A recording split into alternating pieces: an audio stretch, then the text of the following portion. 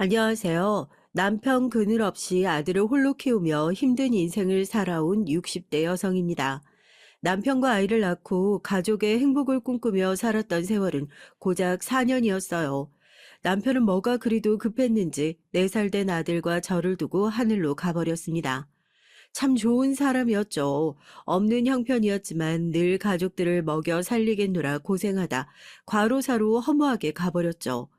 남편이 떠난 자리엔 살림밖에 못하던 저와 아버지가 어디 갔는지 찾기만 하는 4살 아들이 남았습니다. 저희 모자한 이 막막한 현실을 어떻게 살아가야 할지 답도 없었고요. 친정의 그늘이라도 있었다면 도움을 받을 수 있었을 텐데 부모님도 일찍 여위고 그나마 있는 형제들은 다 뿔뿔이 흩어졌어요. 부모님 그늘 아래 있을 때야 형제였지. 남보다도 못한 사이로 지낸 세월이 30년이 넘어가니 세상 아래 저 홀로 남은 기분이 들었죠. 이러나 저러나 당장에 먹여 살리는 것만 말고는 아무런 생각이 들지 않아 남편을 먼저 보는 슬픔도 채 느끼지 못하고 삼킨 채 밥벌이에 나서야 했습니다. 하루하루 남의 집 밭일도 돕고 시장에 나가 쟁반을 머리에 이고 밥도 나르고 남의 집 청소도 해주며 먹고 살고 있었어요. 그러던 어느 날 제가 어머니처럼 모시던 이모님이 저를 찾아왔어요. 명아야, 너 그러지 말고 우리 가게 나와서 일해라. 이렇게 살다간 너도 죽고 애도 명석이도 죽겠어. 대단한 일자리는 아니지만 그래도 내가 매달 꼬박꼬박 돈 줄 테니까 어떻게든 살아보자고. 이모님, 그게 정말이세요? 전 너무 좋고 감사하죠. 이렇게 매일 일을 해도 돈이 모이기는커녕 쭉쭉 나가버리고 제 몸만 힘들었는데 감사해요. 당장 내일부터 나갈게요. 이모님은 저희 동네 토박이로 터 잡고 오래 사신 분이셨어요. 저희 부부가 처음 이 동네로 건너왔을 때 유독 저희 부부를 챙겨주셨던 분이셨죠. 아무런 대가 없는 맛있는 반찬과 정성이 들어간 음식들을 늘 나눠주시곤 했습니다. 그렇게 친분이 쌓이며 서로에 대한 얘기를 늘어놓기 시작했고, 제가 부모 형제도 없이 남편 하나만 있다는 걸 알고 계셨어요. 그때부터 제게 그러셨습니다. 하늘이 만들어준 가족만 가족이냐? 아, 오늘부터 내가 네 엄마고 가족이니까 적어도 우리 이 동네에서 사는 세월만큼은 나 믿고 떵떵거리면서 살아라, 명화야. 나도 자식들이 넷이나 있는데 없는 셈 치고 산지 오래지만 아무런 문제 없어. 이렇게 우리끼리 가족 만들고 살면 그게 가족이지 뭐. 제가 참 갖고 싶던 가족이란 울타리를 만들어주신 감사한 분이자 너무 아픈 사연을 가진 분이기도 하셨어요. 저와 같이 남편을 먼저 여의고 무려 자식 넷을 홀로 키우시던 이모님은 안 해본 일이 정말 없으셨습니다. 여자 혼자 몸으로 자식을 먹이겠다고 막노동 현장까지 나가서 몇 달을 고생해 돈을 버셨다고 해요. 그 돈을 조금씩 모아 시장 한쪽에 작은 생선 가게를 차렸고 그 가게에서 번 돈으로 자식 넷을 대학에 서울까지 상경시킨 장본인이셨죠. 전 아들 하나 키우는 것도 힘에 벅차서 죽을 맛인데 도대체 어떻게 넷을 키우셨나 믿기지가 않습니다. 그러나 그렇게 온 뼈를 갈아 키운 자식들은 막상 서울로 넘어가니 이모님을 창피해 했대요. 1년, 2년 그렇게 발길을 끊더니 자식들 지들끼리 알아서 살 테니까 간섭하지 말라는 말까지 들으셨죠. 그럼에도 자식들밖에 없다고 어르고 달래고 별짓을 다 하셨지만 결국 돌아오지 않는 자식들에게 배신감을 느끼고 아예 연을 끊고 살고 계셨습니다. 서로의 가슴 아픈 사연을 알고 있어서인지 저흰 서로를 부모 자식 관계로 여기며 많이 의지하고 지냈어요. 이모님이 주신 제안을 받아들인 전 시장 생선가게로 출근해서 설거지부터 닥치는 대로 일을 했습니다. 굳이 사람을 안 써도 굴러가는 상황에 굳이 월급까지 챙겨주며 절 직원으로 써주신 것에 감사해서 말이죠. 어떻게든 하나라도 더 도움되는 사람으로 남고 싶어서 최선을 다했죠. 오픈 1시간 전에 미리 가게에 나와 바닥을 쓸고 닦고 테이블도 다 정리를 해두고 하루 장사할 준비까지 모두 마쳐놨습니다. 그리고 이모님이 오시면 함께 음식을 만들고 장사를 했어요. 마감을 하고 나서도 전 늘 1시간씩 늦게 갔고요. 이모님께서 연세가 있다 보니 그날 마무리를 못하고 다음 날로 미뤄지는 경우도 종종 생겼습니다. 전 이럴 때마다 모른 척하지 않고 이모님 몰래 제가 남아서 다 치우고 갔죠. 이모님의 생선 가게엔 제게도 참 소중한 곳이었어요. 저와 아들을 먹고 살게 해주는 감사한 곳이라 애정을 갖고 하루하루 최선을 다해 일을 했습니다. 여기서 저희 애가 4살 때부터 중학생 때까지 쭉 일을 했는데 상황이 점점 나쁘게 흘러갔어요. 이젠 장사를 하실 여력이 없으실 정도로 쇠약해진 이모님은 제게 이런 말씀을 하시곤 했습니다. 명화야, 이제 레시피 알려준 대로 네가 직접 음식 해도 만나는데 나 없어도 잘할 수 있겠지? 난 이제 좀 쉬고 싶다. 이 가게 자린 노른자니까 여기 좀 손봐서 앞으로 너 혼자 꾸려가 봐. 돈은 그냥 적당치 나 먹고 살 만큼만 줘. 이렇게 계약하는 거 어떠냐? 네? 이모님 가게를 저한테 주시겠다는 거예요? 제가 어떻게 이 가게를 받아서 하겠어요. 여태 어떻게 꾸려오신지 너무 잘 아는데요. 좋은 가게인 만큼 새로운 변화도 필요한 법이야. 내 자식한테 물려주고 싶었던 가게니 명화 네가 하는 게 맞다. 없애기엔 그간의 세월이 아까워. 명화 너만 괜찮다면 받아서 잘 운영해주면 좋을 것 같은데. 그게 내 마지막 소원이다. 너도 일해봐서 알겠지만 명석이랑 둘이 먹고 사는데 지장은 없을 거야. 이제 버는 돈이 다 명화 네 것이니. 말씀은 먹고 살 정도의 인수비용만 달라고 하셨지만 실제로 돈 300만 원의 헐값에 넘기셨어요. 제가 여윳돈이 없는 걸 아셔서 한마디로 그냥 넘겨주셨다고 해도 과언이 아니었죠. 너무 감사함에 눈물이 눈앞을 가리고 이 은혜를 도대체 어떻게 보답해야 할지 모르겠더라고요. 한평생 외로움과 고통 속에 사시며 생선 하나 제대로 구워 팔아서 자식들 먹여 살리던 그 눈물 나는 레시피를 모두 알려주셨습니다. 그렇게 가게를 이어받고 전 이모님이 남겨주신 가게 내부에 세월의 흔적은 모두 지우고 싶지 않았어요. 너무 노후된 곳들만 조금 손보고 바로 장사를 이어나갔죠. 딱 어머니가 계셨더라면 바로 이런 느낌이겠지. 나에게 조건 없는 무한한 사랑을 주시는 부모의 사랑이라는 게 바로 이런 거겠지. 이모님을 대신해서 느낄 수 있었습니다. 그리해서 저 역시 자식된 도리와 부모를 향한 자식의 사랑을 이모님께 제대로 보여드리곤 했죠. 가게가 조금 더 청결해지고 제가 물려받아서 한다는 소문이 동네에 퍼지면서 많은 분들이 더 찾아주셨어요. 전 이모님과 다르게 백반 메뉴를 추가해 봤습니다. 저희 집 생선이 참 맛있는데 점심에 생선구이 하나 놓고 먹기엔 다소 부족한 감이 있다고 판단해서 나물 반찬들과 찌개 하나 그리고 생선구이 이렇게 백반으로 드실 수 있게끔 해봤죠. 그런데 이 메뉴가 아주 대박이 나면서 찾아오시는 홀 손님도 직접 배달 가야 하는 상인분들도 많아져서 직원까지 둬야 했습니다.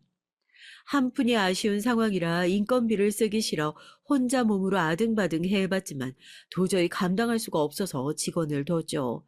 이 가게터가 그런지 하필 직원도 남편 없이 아이를 홀로 키우는 미혼모였어요.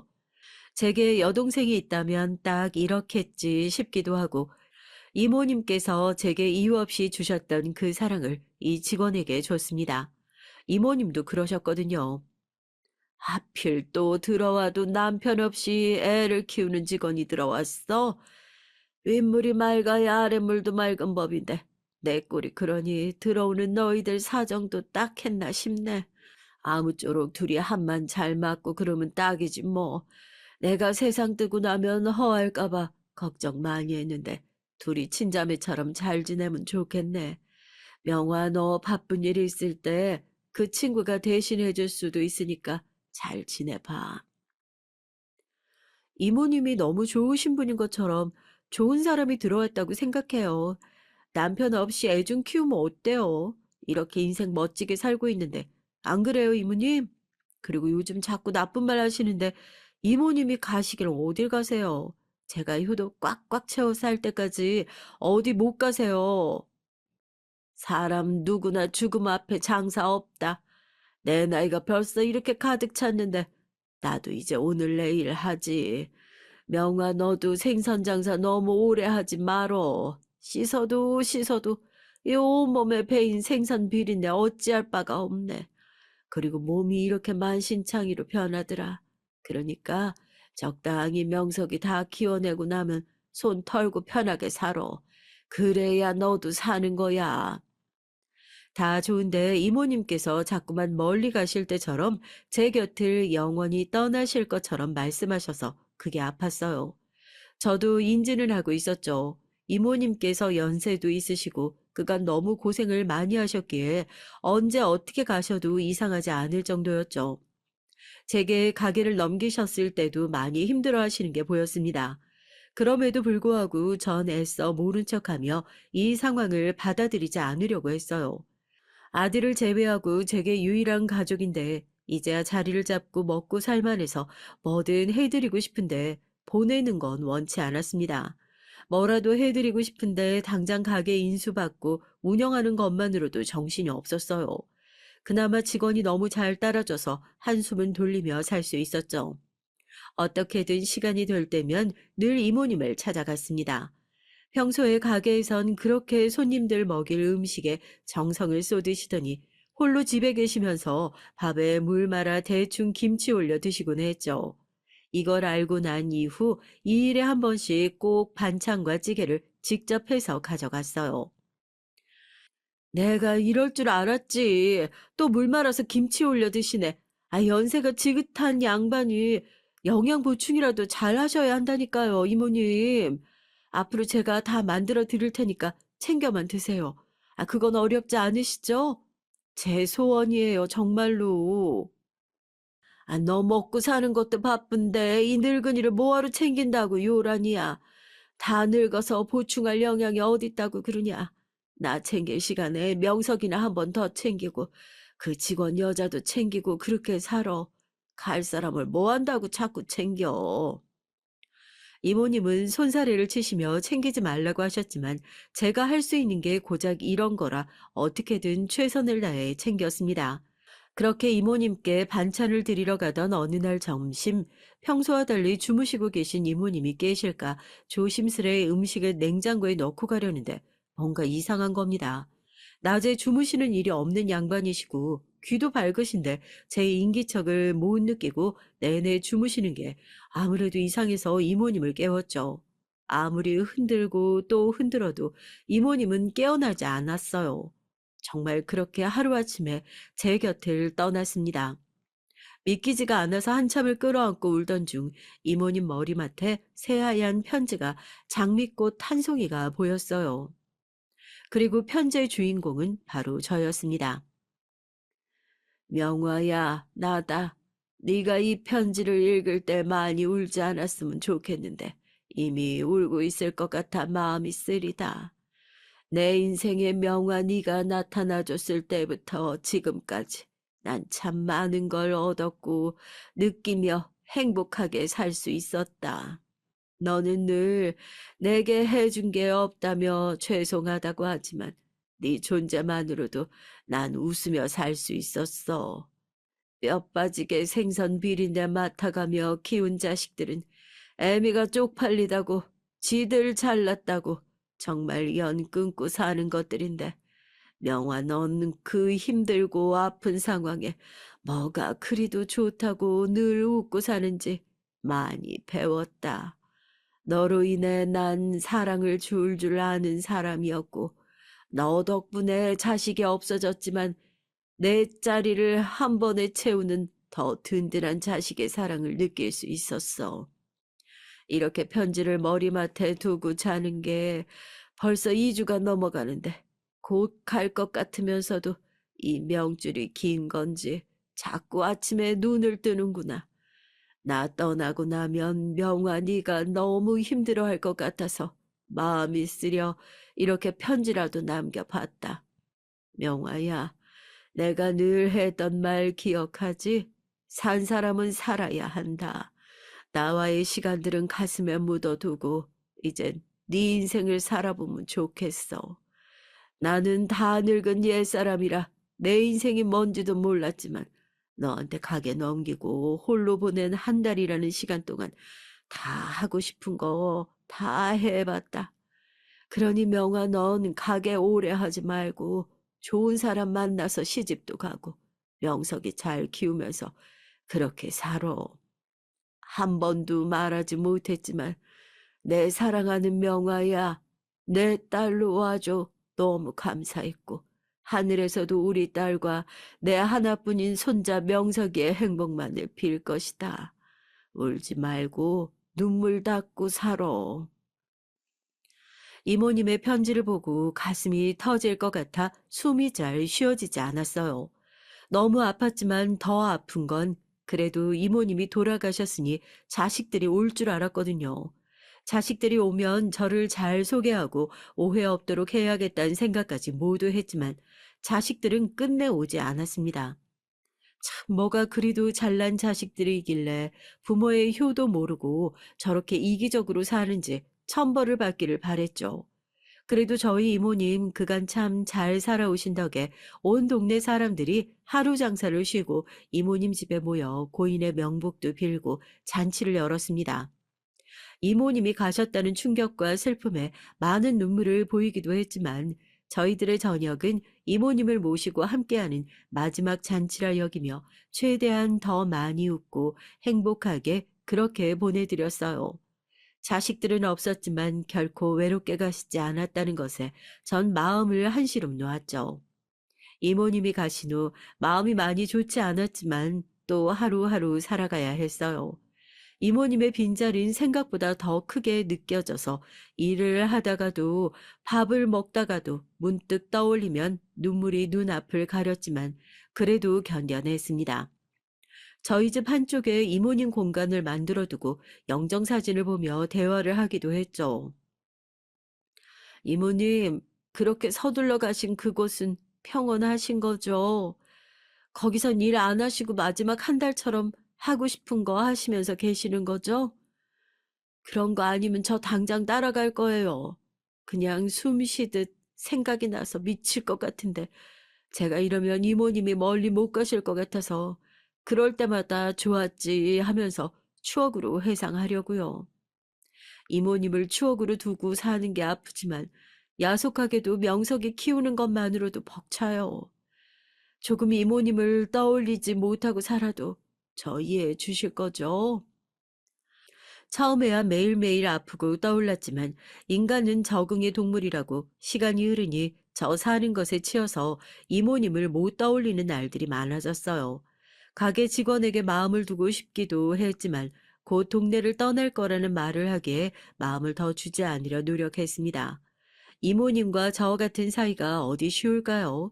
결코 쉬운 사이도 아니란 걸 알기에 전 함부로 마음을 주지 않으려 했어요. 여러 풍파를 겪고 견뎌내며 어느덧 아들이 성년이 됐죠. 정말 하루하루 키워낼 때마다 죽을 노릇이었지만 유일한 제 핏줄이자 가족인 아들을 잘 키워냈다는 것에 큰 뿌듯함을 느꼈습니다. 아들은 단 한 번도 사고를 치지 않았고 늘 주어진 환경에서 그 이상을 해내는 기특한 자식이었어요. 제가 이모님과 모녀지간으로 지내는 것도 알아서 아들도 할머니 할머니 하며 잘 따르곤 했죠. 아들도 워낙 많이 의지했어서 많이 힘들어하긴 했지만 어느 날 그러더라고요. 제가 생각을 해봤는데 어머니도 그렇고 할머니도 그렇고 제가 자식 손주로서 효도할 수 있는 길은 성공하는 길밖에 없더라고요. 할머니가 하늘에서 보고 우리 손주 대견하다고 하실 만큼 그리고 어머니가 그간 고생하셔서 저 키워주신 만큼 제가 다 보답할게요. 시간을 조금만 주세요. 명석아, 너 그런 부담 갖지 말고 살아. 너 원하는 네 인생을 살았으면 좋겠어. 엄마 위해서 감사해서 죄송해서 그렇게 살지 마. 아, 엄마가 원하는 건 그런 게 아니야. 세상 어떤 부모가 내 자식 위해서 다 안 해주고 싶겠어. 그 마음 다 똑같으니까 걱정하지 말고 네가 원하는 대로 하고 살아. 아들이 늘 올바르게 크고 있다는 건 알았지만 알게 모르게 마음의 짐을 품고 살 줄은 몰랐습니다. 그런 아들이 혹여나 무거운 어깨로 살까 마음에 걸려 전 자유롭게 살길 응원했고 처음으로 아들에게 세뇌처럼 말했던 것 같아요. 본인이 공부를 하다 원하는 대학과 학과에 진학한 아들은 학비로 걱정도 시키지 않고 장학금으로 다녔고 기숙 생활을 했습니다. 기꺼이 본인 용돈벌이를 하겠다며 아르바이트를 했지만 그건 제가 아주 화를 크게 냈어요. 아, 네가 장학금 받고 네 공부하면서 기숙 생활까지 하는데 엄마가 생활비도 못 보내주니? 엄마 아직 젊고 팔팔한데 일해 번 돈으로 내 자식 챙기는 것도 못하면 무슨 낙으로 살겠어. 엄마 위해서 그러는 건 알지만 엄마도 엄마로서 하고 싶은 게 있는 거야. 아르바이트 할 시간에 너 하고 싶은 공부를 하든 취업 준비를 하든 그렇게 해서 다 성공하고 엄마한테 효도해. 그때 해도 늦지 않어. 그게 아니고요. 생활비 벌 정도로 잠깐 일하는 건 친구들도 다 그렇게 해요. 성인이고 독립까지 한 마당에 여전히 어머니 돈 쓰면서 사는 철없는 아들이긴 싫어요. 제 공부에 방해받지 않을 정도로만 일할게요. 엄마가 분명히 말했어. 난 너한테 매달 돈 보낼 거고 너 일하지 말라고. 엄마 정말 싫다고 말했다. 아들은 늘 저를 위해서 생각했고 제가 힘들지 않기를 바랐지만 제가 해줄 수 있는데 굳이 아들을 고생시키고 싶진 않았어요. 결국 제가 아들을 이겨먹어서 아들은 제 말을 듣고 공부에만 집중했죠. 역시 과 전체에서 1, 2등을 다퉜고 아들은 교수님 추천도 받고 대기업에서 스카우트 제의도 받았습니다. 4학년에 접어들었을 때 조기 취업 제안을 받아 아들은 바로 대기업에 입사를 했어요. 이제 아들은 꽃길만을 걸을 것이 분명해서 저의 모자끼리 소소한 잔치도 열고 참으로 행복했습니다. 대기업에 들어가서도 아들은 참 궁상맞게 고시원 작은 곳에서 출퇴근을 했어요. 제가 집 하나를 구해준다고 해도 기어이 이제부턴 본인의 힘으로 살겠다며 고집을 부렸죠. 전 이런 아들이 이해가 가면서도 참 속상했습니다. 없는 형편에 쪼들리며 살게 해서 그런지 아들이 너무 일찍 철이 든 것 같았죠. 보통 자식을 서울로 올려보내면 부모가 단칸방이라도 사글세라도 내주는 게 대부분인데 저희 아들은 한 푼도 받지 않았어요. 제가 돈을 보내면 다시 보냈고 늘 그랬죠. 이렇게 좋은 곳에 취직까지 한 건 어머니의 헌신 덕분에 가능했던 거예요. 그런데 취직까지 해놓고 또 손 벌리고 싶지 않아요. 어머니는 늘 저한테 하고 싶은 것만 하며 자유롭게 살라고 하시는데 그게 바로 제 마음입니다.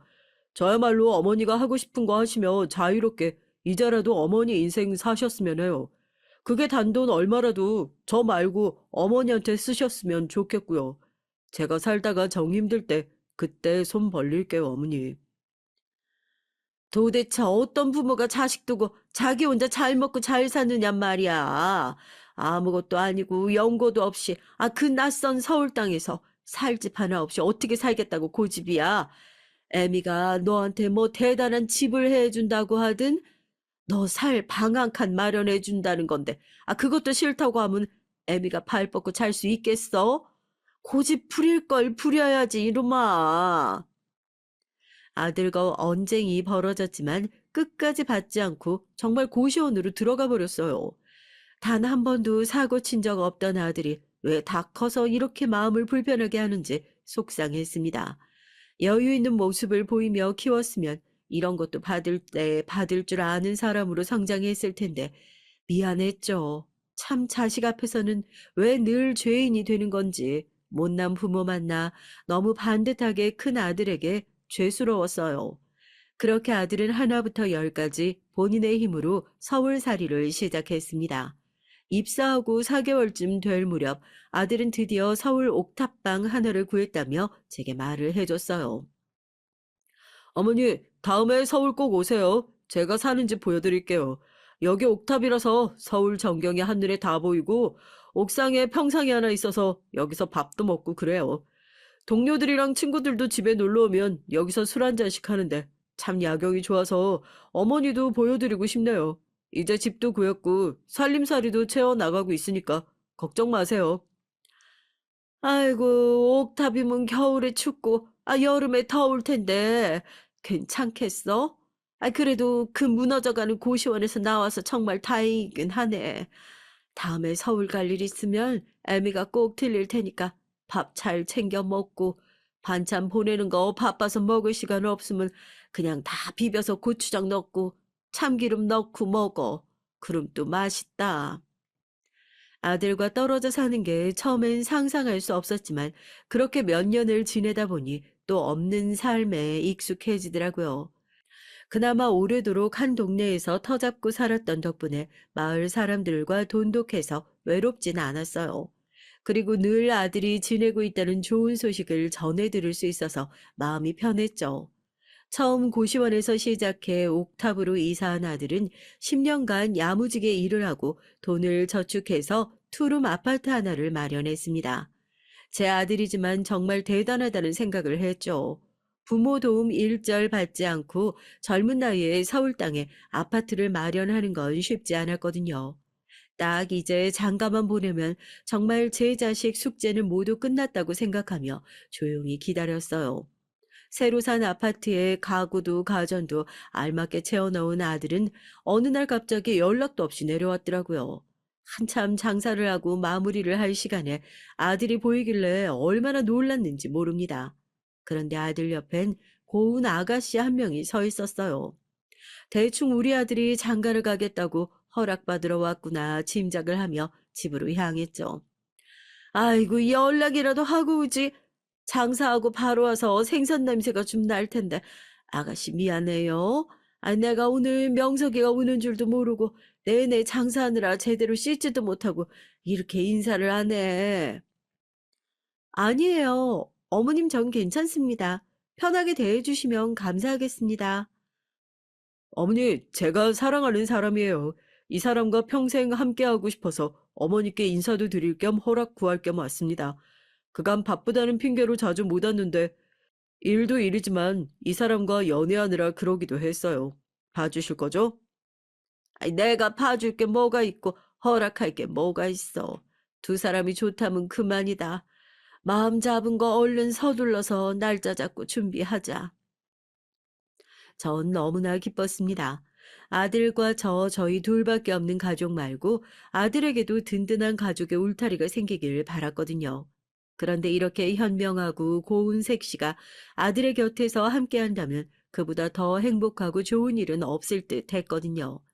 반대할 것도 없이 그 아가씨가 뭐 하는 사람인지 나이도 뭣도 아무것도 묻지 않고 아들이 선택한 사람을 온전히 믿고 받아줬죠. 며느린 제게 정말 잘했습니다. 아들이 바빠서 자주 못 내려오는 상황에 본인 홀로 먼 길을 내려와 저랑 밥도 먹고 커피도 마시고 산책도 하며 시간을 보냈어요. 제게 그런 말을 하더라고요. 앞으로 평생 함께할 가족이지만 그동안 함께 못했던 시간이 있잖아요, 어머님. 우리 그 시간 천천히 다 채워보면 좋을 것 같아요. 전 어머님이랑 이렇게 시간 보내는 게 정말 행복하니까 부담 갖지 마시고 저랑 자주 놀아주세요. 아이고, 늙은 노인네를 뭐하러 챙긴다고 여기까지 자꾸 내려오고 그래. 결혼 준비하는 것도 빠듯하고 바쁠 텐데. 마음씨 고운 건 알아줘야 한다니까. 며느리가 저에게 얼마나 잘하는 줄 알았기에 군소리 할 것도 없었어요. 그런데 어느 날부터 자꾸만 며느리에게 안 좋은 일이 겹쳐서 일어나기 시작했죠.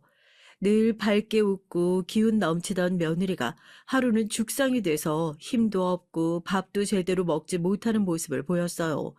아무래도 너무 걱정스러워서 도대체 무슨 일이냐 물으니까 엉엉 울었습니다. 그게 사실은요, 어머님. 저희 어머니도 홀로 사시잖아요. 그런데 전 그이처럼 좋은 직장에 들어가지도 못했고, 돈 버는 건 한정적인 데다 이번에 결혼 준비하면서 여유도 없거든요. 하필 이 상황에 어머니가 사시던 집에서 쫓겨나게 생겨서 이사를 해야 되는데 여윳돈이 아예 없어서 당장 길거리에 나앉게 생기셨어요.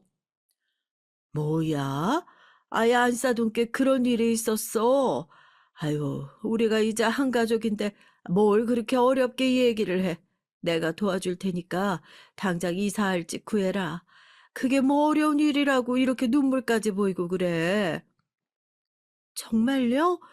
어머님 정말 감사해요. 제가 당장은 아니지만 살면서 조금씩 꼭 갚을게요, 엄님. 부모 자식끼리 갚고 자시고 할 게 뭐가 있어. 그냥 너희 둘 잘 살면 그걸로 됐다. 처음 며느리가 제게 돈 얘기를 꺼낸 건 안사돈의 이사 문제였어요. 안사돈 역시 저처럼 남편을 먼저 보내고 외동딸로 며느리를 홀로 키운 양반이었죠. 다만 전 이모님처럼 좋은 분을 만나 제 주제에 넘치는 돈을 벌 수 있었고 지금까지 살 수 있었지만 안사돈은 살림만 하던 사람이라 특별히 돈을 벌 구멍이 없었다고 해요. 딱 제가 이모님을 만나기 전 상황과 똑같은 거죠. 전 누구보다 그 마음을 잘 알기에 형편이 기우는 사돈 측에 대한 어떠한 불만도 없었고 있는 제가 더 하면 된다는 마음이었어요. 실제로 상견례를 하는 날에도 사돈 측의 무례한 발언에 감정이 상했지만 티를 내진 않았죠. 가만 보면 우리 김서방은 참 겸손한 것 같아요. 더 좋은 직업, 이를테면 의사나 판사 이런 거 할 수도 있었다는데 굳이 월급쟁이에 대기업에 들어간 걸 보면 말이에요. 사돈이 여유가 있으시니 더 지원해 주실 수도 있었을 텐데 조금 더 밀어붙여 보시지 그러셨어요. 자식 일에 간섭하는 부모가 제일 별로라고 생각해요. 제 인생이 있듯 자식도 인생이 있는 건데 다 큰 성인인 자식한테 이래라 저래라 어떻게 하겠어요. 그저 묵묵히 남은 부모 역할 해주며 사는 거죠. 이제 보니 김서방이 딱 사돈 판박이네요. 사람이 늘 꿈을 크게 크고 야망 있게 살아야지 겸손하게 살면 성공 절대 못합니다. 아유, 이제 저희 딸도 데려가고 한 가정의 가장인 만큼 더 책임감 갖고 잘 벌었으면 좋겠네요. 장모인 저랑 더 가까우니 좀 자주 얼굴 비추고 챙기고 그랬으면 하네요. 딱 이 말만 들어도 제 아들을 옆에서 얼마나 부릴지 눈에 훤히 보였죠. 그래서 결혼을 뒤엎고 싶었지만 참고 또 참았습니다. 아들이 선택한 여자였으니 말이죠. 심지어 안싸돈이 몸이 별로 좋지 않아서 벌이가 아예 없다는 이 말을 듣고도 전 허락을 했던 거예요. 여자 혼자 몸으로 애 키우는 게 어디 쉬웠을까 싶고 본인도 그렇게 악착같이 살다 보니 저런 성격으로 변했겠지. 이제는 기대고 싶겠지 하며 최대한 이해를 해봤죠. 그렇게 결혼을 시킬 때도 아들이 쓰던 혼수 가전을 모두 새 걸로 바꿔줬고 여윳돈 쥐고 살라고 돈 4천만 원을 현금으로 줬습니다. 그 외에도 결혼식 비용 등 결혼식에 들어가는 모든 비용은 제가 홀로 부담했어요. 아들은 이미 집 사고 하느라 여윳돈을 많이 쓴 상태였고 애미로서 해주려던 마지막 선물이라 원 없이 받고 누리라고 했고 아들도 이건 허락을 했습니다. 사돈 측에서 한 것이라곤 정말 단 하나도 없었지만 전 이게 서운하거나 문제라고 전혀 생각하지 않았어요. 오히려 문제인 식을 올린 이후부터 벌어졌죠. 사돈집은 하루가 멀다 하고 문제가 생기기 시작했고 그럴 때마다 며느린 저를 찾아와 눈물을 보이며 돈을 요구했습니다. 어느 날은 병원비가 부족해서 또 어느 날은 어머니께 드릴 생활비가 없다고 그 전에 못 해결한 빚이 있다며 수많은 이유들로 저를 찾아와 돈을 가져갔어요. 그럴 때마다 전 군말 없이 주긴 했습니다. 어차피 제 주머니에서 안 나가면 제 아들 주머니에서 나갈 돈이니 차라리 제가 쥐어주는 게 속편하다고 생각했어요. 그러면서 늘 신신당부했죠. 아범한테는 절대 말하지 마라. 이렇게 돈 자꾸 나가는 거 알면 정말 화낼 거야. 내가 아범한테 돈 한 푼 쓰는 것도 허락받고 쓰는 거 알지? 너희들 싸우는 게 더 싫으니까 말하지 마. 네, 어머님. 그이가 알면 화낼 게 뻔해서 저도 말은 못해요. 정말 죄송해요. 늘 이렇게 신세만 져서 어떻게 해야 할지 모르겠어요. 어머니가 많이 힘드셔서 그렇지 뭐. 나 신경 쓰지 말고 잘들 살아라. 며느리에게 나간 돈만 6천만 원이 넘어가기 시작했고 여러 가지로 신경이 많이 쓰였어요. 그럼에도 아들이 알면 큰 싸움으로 번질 게 눈에 뻔히 보여서 모른 척하며 지냈죠. 그러던 어느 날 아들과 평소처럼 연락을 하며 안사돈 안부도 묻고 며느리 안부도 묻는 게 어딘지 모르게 이상했습니다. 그래, 너 잘 지내면 됐다. 사돈이랑 네 처도 잘 지내지? 뭐, 그렇지. 너무 잘 지내서 탈인 것 같아요. 평소 누군가를 험담하는 아들이 아닌데 이상하게 비꼬는 듯 들려왔어요. 그 이후로도 사돈과 며느리에 대한 얘기만 나오면 대화를 피하는 게 느껴졌습니다. 전 도대체 왜 그러는지 알고 싶었지만 절대 말해줄 아들이 아니라 답답했죠. 아들 내외가 먹을 반찬을 주기적으로 택배로 보내면서도 신혼집에 한 번을 가보지 않았어요. 결혼 이후에 딱 한 번 초대한 날이 있는데 그날 제 몸이 아파서 미루고 미루다 혹여나 며느리가 부담 가질까 그냥 안 가고 말았죠. 저도 부모고 내 아들이 사는 집 왜 궁금하지 않겠습니까? 너무 가보고 싶었지만 그저 둘이 잘 살면 그만이다라고 스스로를 세뇌시키며 어떠한 참견도 하지 않으려 노력했어요. 그러던 어느 날 아무래도 아들 내외가 궁금하기도 했던 찰나에 마침 보낼 반찬들이 상할 게 너무 많아서 그냥 제가 올라가서 주고 오는 게 빠르겠다 싶었죠. 당일에 바로 가는 거라 며느리가 싫어할까 걱정스러워서 슬쩍 아들에게 연락을 했습니다. 명서가 애입니다. 그 다름이 아니고 서울 갈 일이 마침 생겨서 너희 집 들려서 문 앞에 반찬 두고 갈 테니까 퇴근길에 바로 와서 냉장고에 넣어야 돼. 밖에 오래 두면 음식들 다 상할지도 몰라. 어머니 서울에 오시는데 왜 저를 안 보고 가세요? 그건 아니죠. 그리고 집에 오지도 못하셨는데 그러지 말고 들어가서 쉬고 계세요. 제가 퇴근하자마자 바로 갈게요. 아이고, 집주인도 없는 집에 함부로 들어가 있으면 쓰나. 그냥 앞에 두고 갈게. 장모님은 하루가 멀다 하고 오시는데 어머니는 왜 눈치를 보고 오세요? 거기 제 집이에요. 어머니 가지 말고 소파에 앉아서 쉬고 계세요. 아들의 말을 들으니 정말 무슨 일이 있어도 단단히 있다 싶었죠. 마침 며느리 늦게 온다고 하고 빈집이라고 하니 이참에 아들 집 구경 좀 해보자 싶었습니다. 그렇게 아들이 알려준 비밀번호를 누르고 집에 들어섰는데 한 여성의 목소리가 들렸어요. 너무 놀라서 순간 얼어버린 제 귀에 들리는 사돈의 말들은 너무나 충격적이었어요. 내 딸이 똑똑한 거지. 요즘 시대가 어느 시대인데 돈 없는 남자랑 사랑으로 결혼을 해? 돈 좀 있는 집안 남자 물면 이렇게 편한데 말이야. 완전 호구 집안이 따로 없어. 우리 딸이 가서 눈물 몇 방울만 흘리면 돈 몇 천만 원이 그냥 나와. 울다 쓰러지면 집도 하나 해줄 기세더라고. 근데 또 너무 한 번에 뽑아 먹으면 눈치채니까 잠깐 멈췄다 더 크게 뽑아 먹게. 사위? 아이고, 걔도 완전 멍청한 거지. 아이, 대기업식이냐, 다니면서 참 멍청해. 근데 요즘은 내가 하도 뭐라고 하고 눌러앉아 사니까 지도 기분 나쁜 티를 막 내더라고. 적당히 뽑아 먹고 이혼시킬 거야. 아, 더 부잣집으로 시집 보내야지, 우리 아들. 저는 너무 충격을 받았습니다. 사실 아들이 사서 살고 있는 이 집은 방이 2개뿐이고 아들 회사랑 거리가 있어서 제가 제대로 된 10억짜리 서울집 하나를 해주려 준비 중이었거든요. 그래서 서울에 자주 올라오곤 했는데 아들도 알고 있었고 계약까지 한 마당에 너무 머리가 아팠습니다. 제 아들은 그럼 이 모든 사실을 알고 그렇게 힘들어했던 건지 도대체 어디까지 아는 건지 싶었어요. 전 그날 그 얘기를 듣고 최대한 현명하게 해결하려 우선 입을 닫았어요. 그리고 애들은 10억짜리 집으로 이사를 하게 됐고 며느린 입이 찢어져라 웃고 좋아했죠. 어머님 정말 최고세요. 제 주변 친구들 중에 이렇게 좋은 집에 사는 사람 저뿐이에요. 애도 아직 없는데 이렇게 큰 집 사주시고 감사해요, 어머님. 딱 여우 같은 며느리의 모습에 이젠 웃음이 나지 않았습니다. 이혼을 하더라도 아무런 문제 없이 제 아들에게 손해 없이 시켜야 했기에 전 만반의 준비를 모두 뒤에서 마쳤고 아들을 따로 불렀어요. 너희 부부관계 그리고 네 장모까지. 대체 무슨 일인지 이젠 솔직하게 말해봐.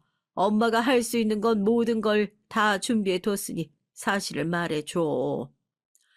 처음엔 자꾸 장모님께 문제가 생겨서 돈을 보내기 시작했는데 그게 벌써 5천만 원이 넘어가니까 아무래도 이상해서 찾아가 물어봤죠. 그때 말 실수하셔서 어머니한테 돈도 받았다는 거 알게 됐고 되려 저한테 고작 그깟 돈 좀 주고 유세 부리냐고 사내 자식이 쪼잔하다면서 본 모습을 보이더라고요. 그때부터 집에 거의 같이 살 듯 눌러앉아서 둘이 쇼핑도 하며 사치 부리고 구박하고 험한 말 하는데 못 살겠더라고요. 결정적으로 절 사랑해서 한 결혼이 아니라 돈 보고 한 결혼이라 곧 끝낼 거라는 말을 들었어요. 근데 이혼이 쉬운 게 아니니까 참고 살아보려고 애쓰고 노력해봤는데 도저히 못 살 것 같아요, 엄마. 죄송해요. 도대체 네가 왜 죄송해? 네가 뭘 잘못했다고 죄송하다고 하는 거야?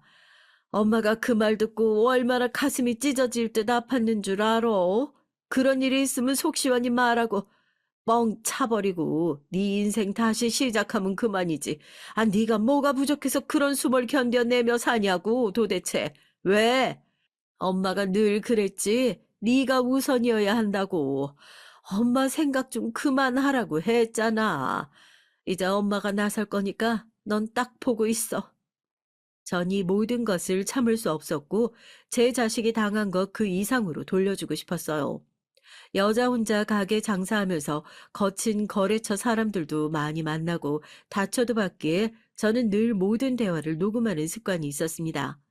그날 사돈이 한 말들도 바로 습관적으로 녹음을 해뒀고 하나씩 변호사와 함께 준비를 했어요.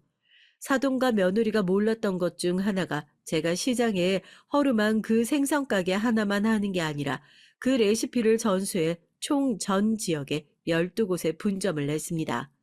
저도 이제 나이가 드니까 너무 힘이 들어서 다른 밥벌이를 찾고 싶기도 했고, 절 이어서 할 사람이 없었기에 누군가라도 진심을 담아 이 레시피로 음식을 해주길 바랐거든요. 그 덕에 돈은 여태껏 번 돈을 단 몇 달 만에 벌기도 하면서 아주 넉넉하고 안정된 삶을 살았어요. 이걸 사돈집에 굳이 알리지 않은 이유는 처음부터 자꾸 돈으로 엮기에 돈에 대한 얘기를 하는 게 민감했고요. 그리고 굳이 자랑하는 것도 아니고 뭐하러 말을 합니까? 분점이 12개든 뭐든 생선 가게에서 생선 굽는 사람인 건 변함이 없는데 말이죠. 이렇게 분점을 넓혀가면서 계약할 일이 많아 전담 변호사가 따로 있어 그 변호사에게 모든 걸 맡기고 함께 준비를 했습니다. 이 준비만 무려 3개월을 넘도록 했어요. 저 집안에 들어갔던 돈 다 거짓에 속아 보낸 돈이고 그들은 갚을 여력도 없으면서 거짓에 지속적으로 제게 돈을 가져간 것에 대한 사기 혐의를 씌웠죠. 더불어 혼인빙자 사기 등 죄명으로 넣을 수 있는 모든 것을 걸고 넘어졌어요. 형사사건뿐만 아니라 민사로도 넣어 돈을 받지 않으면 압류부터 시작해서 할 수 있는 가압을 모두 넣게 됐어요. 제가 모든 것을 법적으로 압력을 가한 후 그들을 찾아갔을 때 많이 달라진 공손한 모습으로 저를 대했죠. 어머님, 뭔가 오해가 있었던 것 같아요.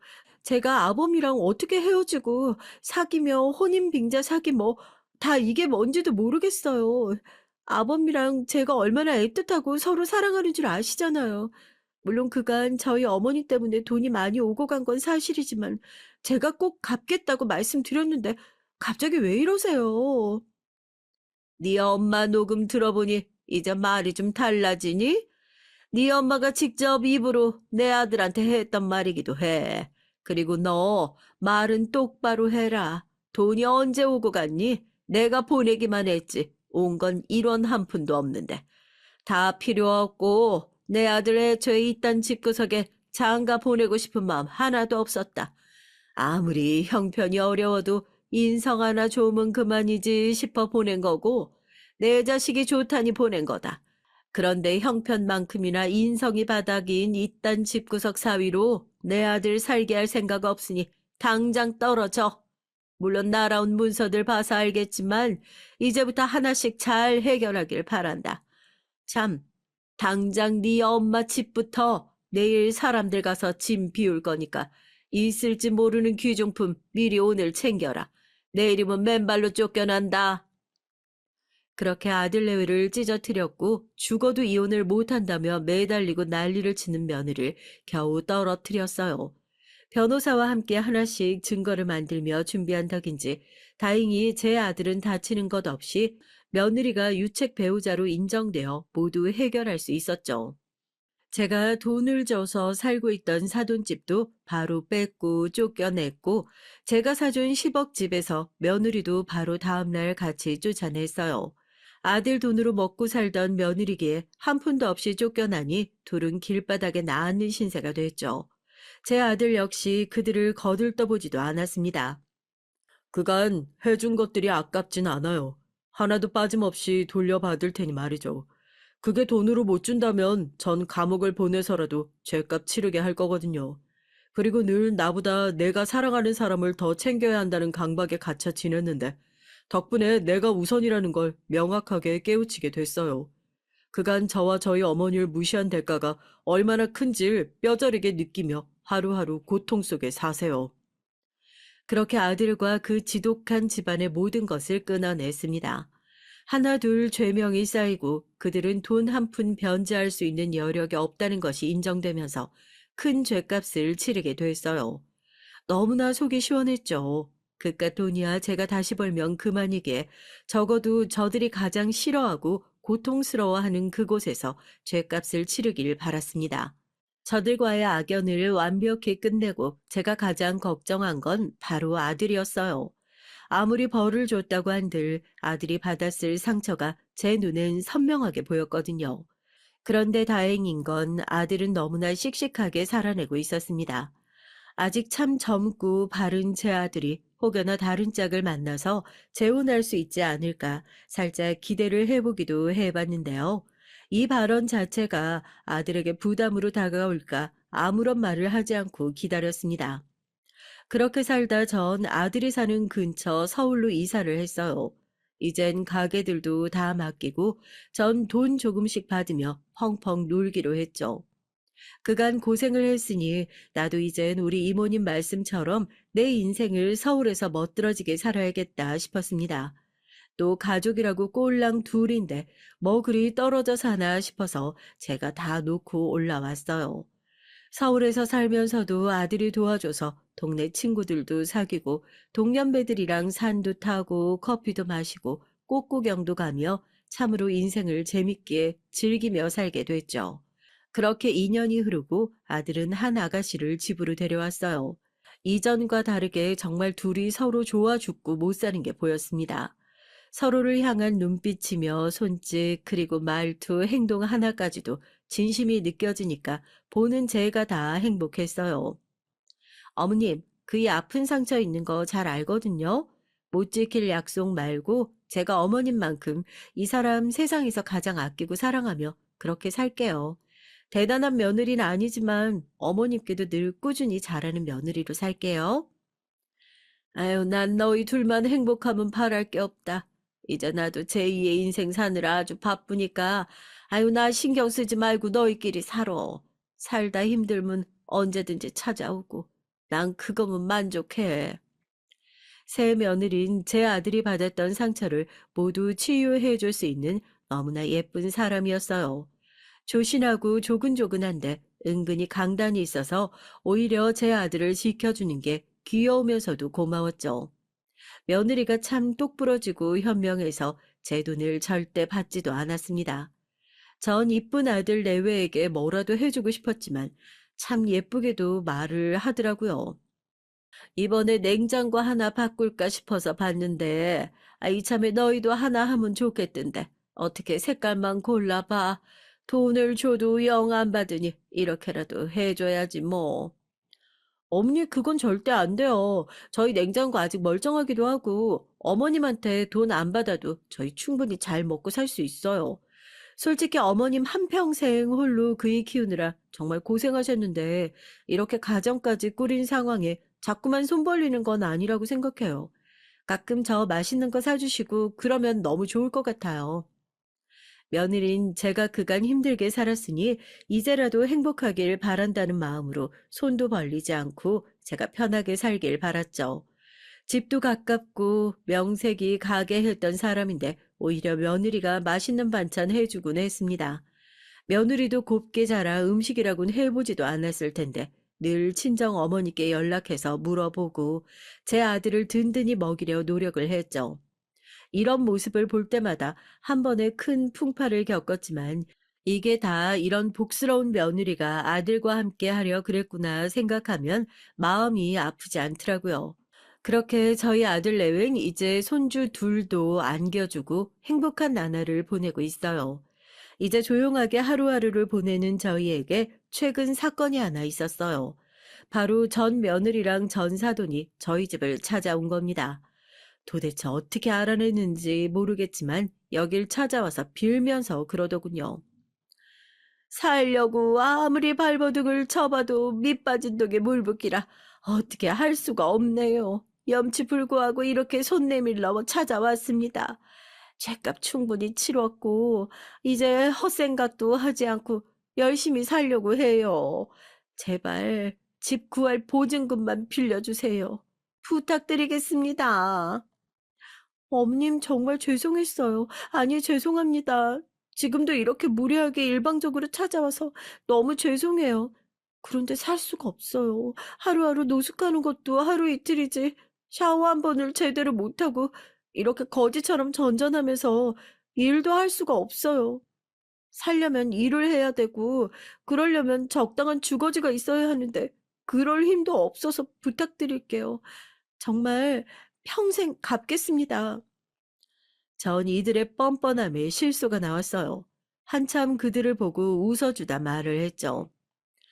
도대체 사람들이 얼마나 개념이 없으면 여길 찾아와서 돈을 해달래? 지나가던 노숙자도 이렇게 뻔뻔하진 않겠네. 당신들이 먹고 살 걸 내가 왜 해줘? 어떻게든 돈 벌어서 알아서들 살아. 이제 나랑 무슨 연이 있다고 여길 찾아와서 뻔뻔하게 굴고 있어. 그 예미의 그 자식이라고 참 우습다 웃겨. 전 그들을 쫓아내고 소금 한 바가지를 훅훅 뿌려줬어요. 저희들의 행복이 꼭 부정탈 것 같더라고요. 적당히 나쁜 사람들만 아니었다면 어쩌면 제가 도와줬을지도 몰라요.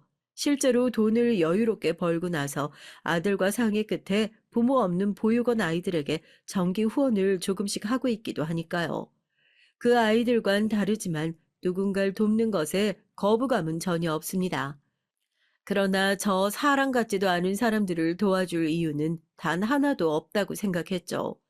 저들이 찾아왔다는 걸 아들에게 말하지도 않았고 그저 저들을 제대로 짓밟아주고 말았습니다. 그래도 소금으로 쳐내면서 돈 10,000원씩은 쥐어줬어요. 사우나 가서 샤워는 좀 하고 다니라고. 냄새가 나서 말이죠.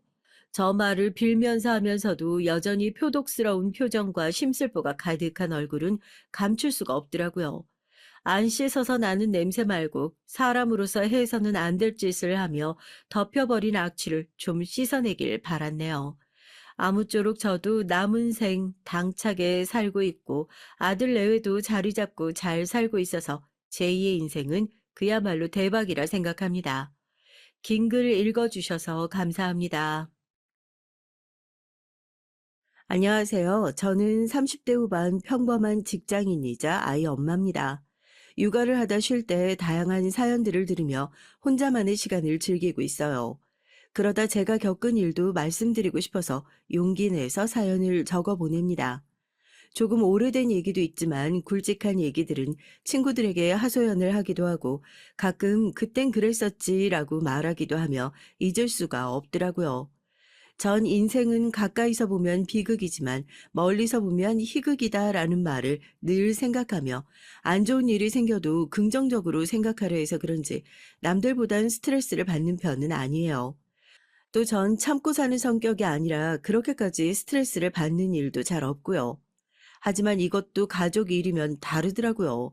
다른 사람이야 안 보면 끝이니 좋게 생각하려고 하며 떨쳐버릴 수 있지만 가족은 계속 봐야 하니 떨쳐버릴 수가 없더라고요. 부모님도 마음이 안 맞을 때 힘든데 결혼 후 시댁에선 얼마나 힘들까요? 제가 말로만 듣던 시댁 시누이 때문에 속을 끙끙 앓았다는 게 이제 와서 생각해보면 많이 참았다는 생각이 듭니다. 한번 들어보실래요? 전 대학 졸업과 동시에 결혼을 하게 됐어요. 남편은 저와 만나기 전 직장을 잘 다니고 있었는데 요식업 쪽에 관심을 가지게 되어 회사를 그만두고 지인 가게에서 일을 하게 됐습니다. 전 그 가게에서 남편을 처음 만났고요. 제 지인이 남편의 지인과 아는 사이라 자주 가게를 가게 됐어요. 그러다 보니 남편과 자연스럽게 대화를 하게 됐고 서로 취향도 잘 맞아 따로 만나 데이트도 했습니다. 남편은 저와 나이 차이가 좀 있어서 걱정을 했지만 저의 돌직구로 저희는 사귀게 됐어요. 만나면 만날수록 콩깍지가 씌어서 그런지 남편이 정말 괜찮은 사람이라고 생각을 했죠. 알뜰하게 돈도 잘 모으고 목표를 향해 자기 개발하는 모습도 멋있었고요. 그 나이에 놀 줄도 모르고 자기 참 다정한 사람이라 이런 사람을 만나기 어렵다고 생각해서 제가 먼저 결혼 얘기를 꺼냈어요. 전 어릴 때부터 괜찮은 사람이 나타나면 바로 결혼을 하고 싶다고 말을 하고 다녔거든요. 그러던 중 저희 남편을 만난 거죠. 저희 남편도 바로 좋다고 할 줄 알았는데 황당한 얼굴로 절 보더니 얼버무렸습니다. 제가 다시 묻자 자긴 결혼 생각은 없다고 말하더라고요. 처음엔 그 말을 듣고 심장이 내려앉는 줄 알았어요. 그 뒤에 대답이 없었다면 저희 부분 만나지 못했을 겁니다. 다행히 남편은 바로 그 뒤에 말을 붙였습니다. 지금 저를 만나 생각이 바뀌었지만 저에게 미안하다고요. 어린 나이에 이 사람 저 사람 많이 만나봐야 하는데 자기같이 나이 많은 사람이랑 만나게 돼서 미안하다고요. 전 그 대답을 듣고 한시름 놓으며 말했죠. 내가 좋으면 됐다고 우리 서로 사랑하고 믿음이 있으니 잘 살 거라 말을 했죠. 살림은 자신 있다고 남편에게 약속했고 남편도 자신도 살림은 자신 있다고 말했어요. 서로 결혼을 약속하고 부모님께 허락을 받기 위해 말씀을 드렸더니 아니라 다를까 반대를 하셨습니다. 이제 취직을 할 시점인데 결혼은 무슨 결혼이냐며 화를 내셨죠. 전 그건 걱정 말라고 대외 활동도 많이 하고 대학 때 인턴 생활도 했으니 직장은 바로 가질 수 있을 거라 떵떵 큰 소리를 쳤죠. 그리고 바로 회사에 들어가게 됐고 다시 한번 부모님께 말씀드렸습니다. 부모님은 그제야 솔직하게 말씀하시더라고요. 나이 차이, 요식업 쪽에서 일을 하는 게 마음에 들지 않는다고요. 저희 부모님은 평범한 직장인을 만나길 원하셨거든요. 하지만 제가 이 사람은 꽤 괜찮은 사람이고 이 사람 아니면 결혼은 절대 못할 거라며 반대를 한다면 집을 나가겠다고 말했어요. 전 부모님 가슴에 못 박는 소리까지 하며 집을 나왔습니다. 자식 이기는 부모님 없다죠. 부모님은 마지못해 결혼 허락을 하셨어요. 알고 보니 남편이 부모님을 매일 찾아와 설득을 해서 이 정도면 자기 딸을 책임질 수 있을 것 같다 생각해서 허락을 하셨다고 했습니다. 이젠 시댁 쪽에 허락을 받으러 가야 되는데 시부모님은 남편이 어렸을 때 돌아가셔서 안 계셨지만 남은 건 시누이뿐이었죠. 시댁 시누이의 관계도 많이 들어서 걱정이 많이 됐지만 남편은 걱정 말라며 귀엽게 봐줄 거라고 말을 했어요. 남편이야 자기 여동생이니 하는 말이겠거니 생각하고 마음을 단단히 먹고 갔습니다. 하지만 걱정이 무색하게 시누이와의 만남은 꽤 좋았어요. 저희 남매 힘든 시기에 부모님들이 돌아가셔서 의존할 수 있는 가족이라고는 오빠와 저뿐이라 사이가 좋아요. 제가 먼저 결혼할까 봐 걱정했는데 오빠가 먼저 결혼할 수 있게 돼서 정말 다행이네요. 올케라고 불러도 될까? 신우인 조심스럽게 절 대했고 먼저 편하게 언니라고 부르며 말했고 절 친동생처럼 대하며 아껴줬습니다. 만나는 횟수가 늘어나면서 편해져서 신우이와 전 친구처럼 지내고 남편이 질투할 정도로 가까워졌죠.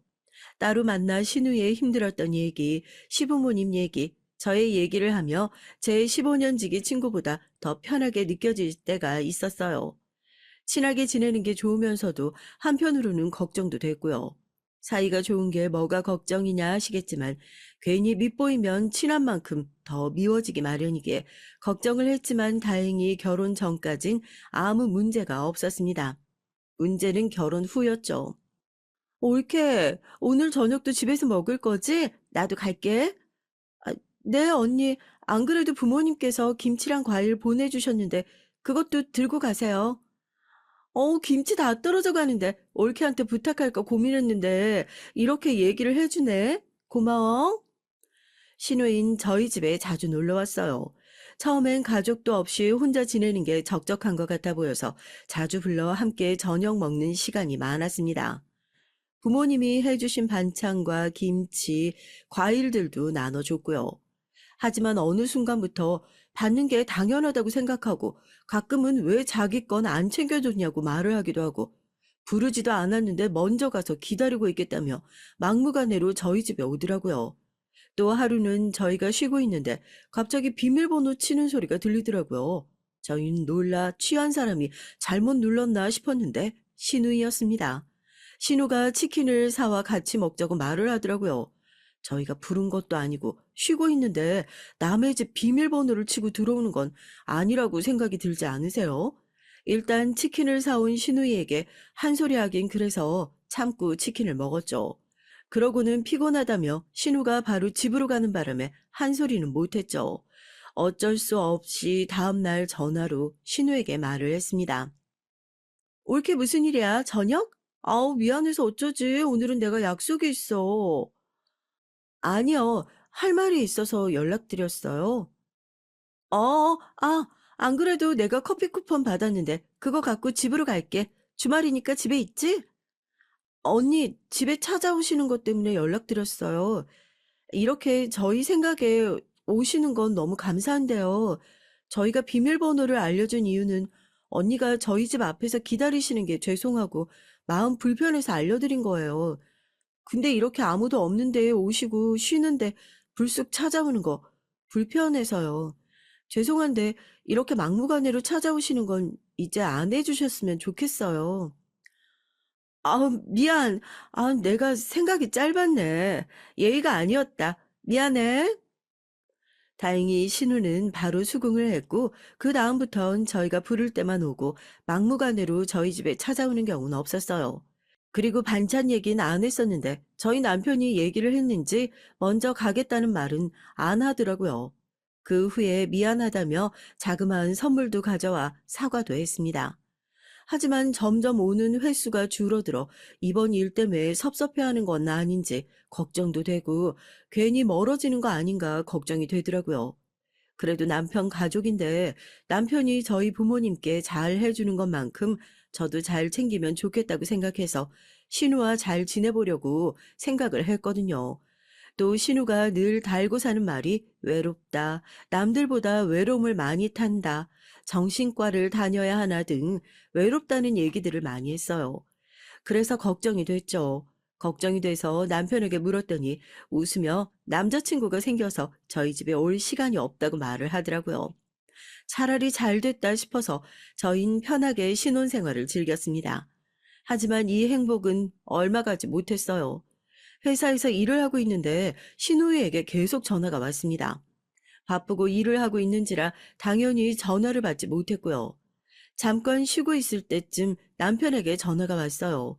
남편은 제가 일을 하고 있는 시간엔 전화를 안 하는 성격인데 전화가 와서 무슨 일이 있을까 전화를 받았죠.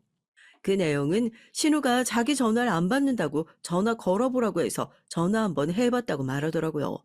전 어이가 없었죠. 그게 무슨 소리냐며 일을 하는 거 알지 않냐고 그런 일은 알아서 남편이 말을 하면 됐지 않았냐며 짜증을 냈습니다. 바쁜데 이런 소리까지 들어서 좀 예민해져 남편에게 화를 내고 말았죠. 남편에게 화를 낸 건 처음이라 아차 싶었지만 남편은 미안하다며 일한다고 자기 전화도 안 받는다고 말을 하겠다고 하고 전화를 끊었어요. 그러곤 퇴근하고 신우이에게 전화를 했죠. 올케 바빴어? 다른 건 아니고 올케가 우리 오빠한테 프로포즈 했다며? 어떻게 했어? 전 그 말을 듣고 황당했습니다. 그 말을 물어보려고 회사에서 바쁘게 일하는 사람한테 전화를 계속하고 남편한테 전화 안 받는다고 하소연하며 전화를 시킨 게 어이가 없었죠. 아, 그냥 결혼하자고만 얘기하고 따로 프로포즈 같은 건 없었어요. 오빠한테 그냥 프로포즈는 필요 없다고. 아, 그래? 그래, 역시 프로포즈는 여자가 아니라 남자가 해야지. 알았어. 그러곤 신우임 바로 전화를 끊었어요. 전 이게 무슨 전화인가 싶었지만 그냥 이제 신우는 이런 사람인가 보다 생각하고 그전엔 내가 신우를 너무 좋게 봤던 것 같다고 생각했습니다. 그날 남편이 신우가 왜 전화했냐고 물어보더니 대답을 해줬고 멋쩍게 웃으며 신우가 가끔 그럴 때가 있다며 말을 했어요. 아마도 절 편하게 생각해서 친구 대하듯이 행동하는 것 같다며 이해하고 넘어가려는 식으로 말을 하더군요. 생각해보면 신우가 좀 막무가내의 성격인 건 예전부터 보였는데 그전엔 문제가 될 게 없다고 생각해서 불편한 건 없었지만 결혼 후 부딪힐 일이 많다 보니 이젠 점점 불편해지더라고요. 남편에게 말을 해볼까 고민도 했는데 해봤자 좋은 소리만 할 것 같아서 마음에만 담아뒀죠. 남편은 속이 너무 넓거든요. 그 점이 좋지만 그 점 때문에 옆 사람은 속이 터지니 말을 해도 고쳐지지 않으니 답답하기만 했어요. 하지만 어쩌겠어요. 이미 집에 오는 문제는 해결됐고 사소한 일로 불편해지면 서로 같이 불편해질 것 같아 그냥 넘기기로 했죠. 그리고 불편하다고 말을 하면 바로 쿨하게 수긍했기 때문에 문제될 건 없을 거라 생각했습니다. 몇 년 뒤 전 나름 직장에서 자리 잡고 저희 남편도 다행히 사업에 성공해 가게가 잘 되고 있었어요. 중간에 다사다난한 일도 많았고 살짝 고비가 있었지만 잘 해결되어 눈치 안 보고 먹고 싶은 거 먹고 하고 싶은 거 할 정도로 성공을 했죠. 좋은 일이죠. 하지만 그 중간엔 저희 부부에게 참 많은 일이 있었습니다. 마음 넓은 남편은 사업 확장으로 예민해졌고 저도 승진 때문에 예민해져서 서로 대화를 잘하지 않았어요. 저희 부부는 예민해졌을 땐 서로 건드리지 말자고 약속을 했거든요. 그런데 그러다 보니 서로가 어떻게 사는지도 어떤 힘든 일이 있는지도 몰라 그 일이 터지고 말았죠. 어느 날 남편이 술을 진탕 마시고 욕을 하며 들어오더라고요. 전 놀라 남편에게 왜 이렇게 술을 많이 마셨냐고 물어봤는데 남편은 저에게 자기는 술도 마시면 안 되냐며 소리를 쳤어요. 그러면서 남편이 사온 맥주를 던지며 화를 내더라고요. 그땐 저도 야근을 하고 잠도 잘 못 잔 상태라 왜 맥주를 던지냐고 미쳤냐고 소리를 쳤죠. 그러자 남편의 손이 제 머리 위로 올라왔습니다. 전 놀라서 반사적으로 방어적인 자세를 취했죠. 그 순간 남편도 놀라 말을 더듬으면서 미안하다고 말을 했어요. 그리고는 갑자기 남편이 자기 손으로 자기 머리를 때리는 거 아니겠어요? 자기가 멍청하고 바보 같아서 다 그런다고 정신 나간 사람처럼 머리를 계속 때렸습니다. 제가 말려도 봤지만 술을 마신 남편은 힘이 더 세져서 안간힘을 써봐도 말려지지가 않았죠. 그때 제가 왜 그러냐며 저도 모르게 펑펑 울며 얘기를 하자 남편이 갑자기 아이처럼 울면서 동업자가 돈을 가지고 도망쳤다고 하더라고요. 전 순간 눈앞이 깜깜해지고 숨이 쉬어지질 않았습니다. 하지만 남편이 더 위험해 보여서 정신을 잡고 남편 뺨을 한 대 때리고 한마디 했어요.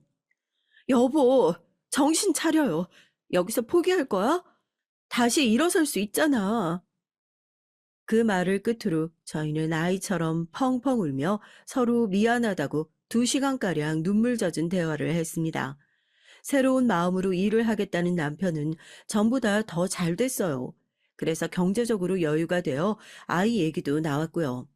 나이가 많은 편은 아니라 아이가 빨리 생길 줄 알았는데 쉽게 찾아오진 않더라고요. 이 일로 스트레스를 받았지만 스트레스를 받으면 아이가 더 안 생길 수도 있으니 너무 스트레스 받지 말고 천천히 가져보자고 남편이 말했죠. 시누이도 이것저것 임신에 좋은 음식들, 임신 준비에 필요한 것들을 챙겨주더라고요. 신우가 가끔 믿기는 했지만 이렇게 챙겨주는 것 보면 감사했고요. 근데 어느 날 신우가 임신을 했다는 소식을 들었습니다. 신우는 아직 결혼도 안 했는데 임신이라고 해서 남편과 전 놀랐죠. 알고 보니 신우는 남자친구와 결혼을 하고 싶어서 임신을 하게 된 거였어요. 그래서 신우도 임신에 좋은 음식을 이것저것 먹은 것이었고 티가 안 나게 저에게도 챙겨준 것이었습니다. 뭐 그래도 저도 챙겨줬으니 나쁜 건 없지만 괜히 이용당한 것 같은 느낌이 들어서 찜찜하더라고요. 하지만 어쩌겠어요. 아기가 생긴 건 축하받아야 할 일이니 축하를 해줬죠. 언니 축하해요. 그럼 결혼식은 아이 낳고 하는 거예요? 아, 내가 그 사람이랑 결혼을 하고 싶어서 임신을 했는데 아직 말을 못 꺼냈어. 남자친구는 결혼 생각 없다고 했거든. 그래서 어떻게 얘기를 해야 될지 모르겠고. 올케가 대신 말해줄래? 네?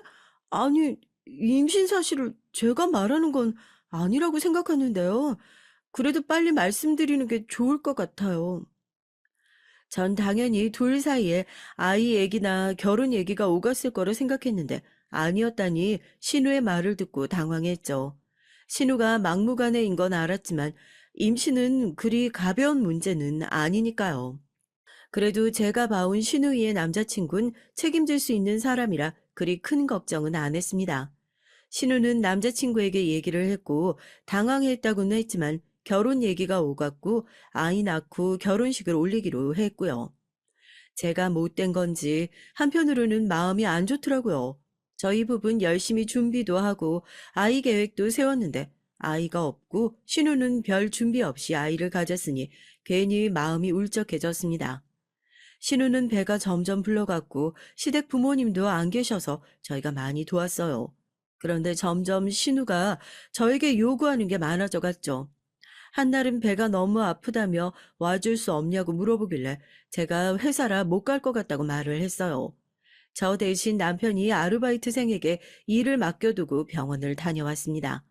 전 신우에게 미안하다고 일이 있어 못 간다고 문자를 했지만 신우가 섭섭하다는 식으로 말을 했죠.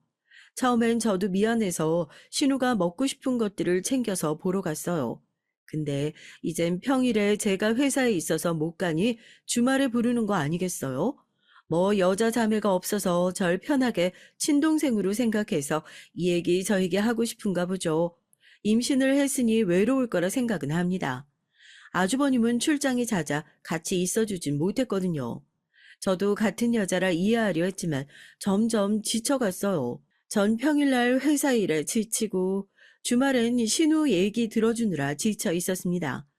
오죽했으면 저희 남편이 신우에게 그만 좀 부르라고 말을 했겠어요. 근데 그 사건이 터지고 말았습니다. 신우가 어느 날은 펑펑 울면서 저희 집에 왔더라고요. 저흰 놀라 얼른 안으로 들어오라고 했고 신우는 거기서 주저앉아 하염없이 울기만 했습니다. 남편과 전 신우를 달랬죠. 언니, 무슨 일이에요? 신우는 아무 말 없이 저와 남편을 쳐다봤어요. 둘 다 진짜 너무한 거 아니야? 남편과 전 벙쪄 있었습니다. 도대체 저희가 무슨 잘못을 했는지 빠르게 머리를 굴리기 시작했고, 이렇게 심하게 울 정도로 잘못한 게 있었나 생각을 했어요. 아니, 그게 무슨 소리야? 무슨 일 있었어? 둘 다 모르겠어? 언니, 무슨 소리 하시는 거예요? 무슨 소리냐고? 둘 다 진짜 너무하다. 아, 혹시 안 좋은 일 있으셨어요? 전 고구마를 100개 먹은 듯 답답했습니다. 물어봐도 너무하다고만 대답하고 왜 그러는지 모르겠다고 하면 또 너무하다고 말하고 이 대화만 계속 되풀이되고 있었죠. 그래서 결국 신우에게 화를 내고 말았어요. 언니, 다짜고짜 집에 오셔서 너무하다고만 말씀하시면 저희는 어떻게 해야 될까요? 말도 안 하는데 그냥 알아채기를 원하시는 거예요? 만약 저희가 잘못한 게 있으면 언니 말을 듣고 사과드릴게요. 그러니까 그만 우시고 왜 속상한지 말씀해 주세요. 제 말을 들은 신우는 놀라서 울음을 멈췄습니다. 그리고는 마음을 가다듬고 얘기를 했죠. 신우는 주말에 와주지 않는 저희에게 화가 났던 겁니다. 이 말을 듣고 조금 화가 났지만 임신을 한 상태이기에 예민했을 거라 생각하고 안 좋게 말하는 건 아니라 생각해 일이 바빠서 너무 힘들었다며 나도 쉬고 싶을 때가 있었는데 남편이 제가 너무 피곤해 보여서 대신 얘기해 준 것 같다며 좋게 얘기를 했죠. 신우는 그 얘기를 듣고 자기도 너무 외로워서 우울증이 생길 것 같아 펑펑 울다가 서러워서 저희 집에 찾아왔다고 했어요. 그러면서 너무 아이같이 굴었다며 미안하다고 사과를 하더라고요. 근데 그때 엄청 놀라운 얘기를 들었습니다. 사실 자기 남편이 출장이 잦은 이유가 자기 때문일 거라는 얘기였어요. 전 처음에 이해가 가질 않았지만 얘기를 듣고 알게 됐죠. 신우는 남편이 임신 사실을 알았을 때 당황하면서 지우자는 얘기를 했다며 울며 말했고, 그러면서 아직은 아니라고 단호하게 말을 하고 잠시 시간을 갖자고 얘기를 했다고 했습니다. 그 뒤에도 신우가 계속 연락을 했지만 받지 않았고 일주일이 지나서야 연락을 받았다고 했어요. 다시 만나서도 신우에게 아이는 지우자고 얘기를 했지만 신우가 그 자리에서 아이를 지우게 된다면 자기는 여기서 죽을 거라며 그 자리에서 창가 쪽으로 달려갔고 그제 알겠다며 같이 살겠다고 하더군요. 그러면서 어쩔 수 없이 자기와 살게 된 거라고 말을 했대요. 신우도 자기 입으로 나 같은 사람이랑 살면 힘들어 할 거라며 자긴 이해한다고 했습니다.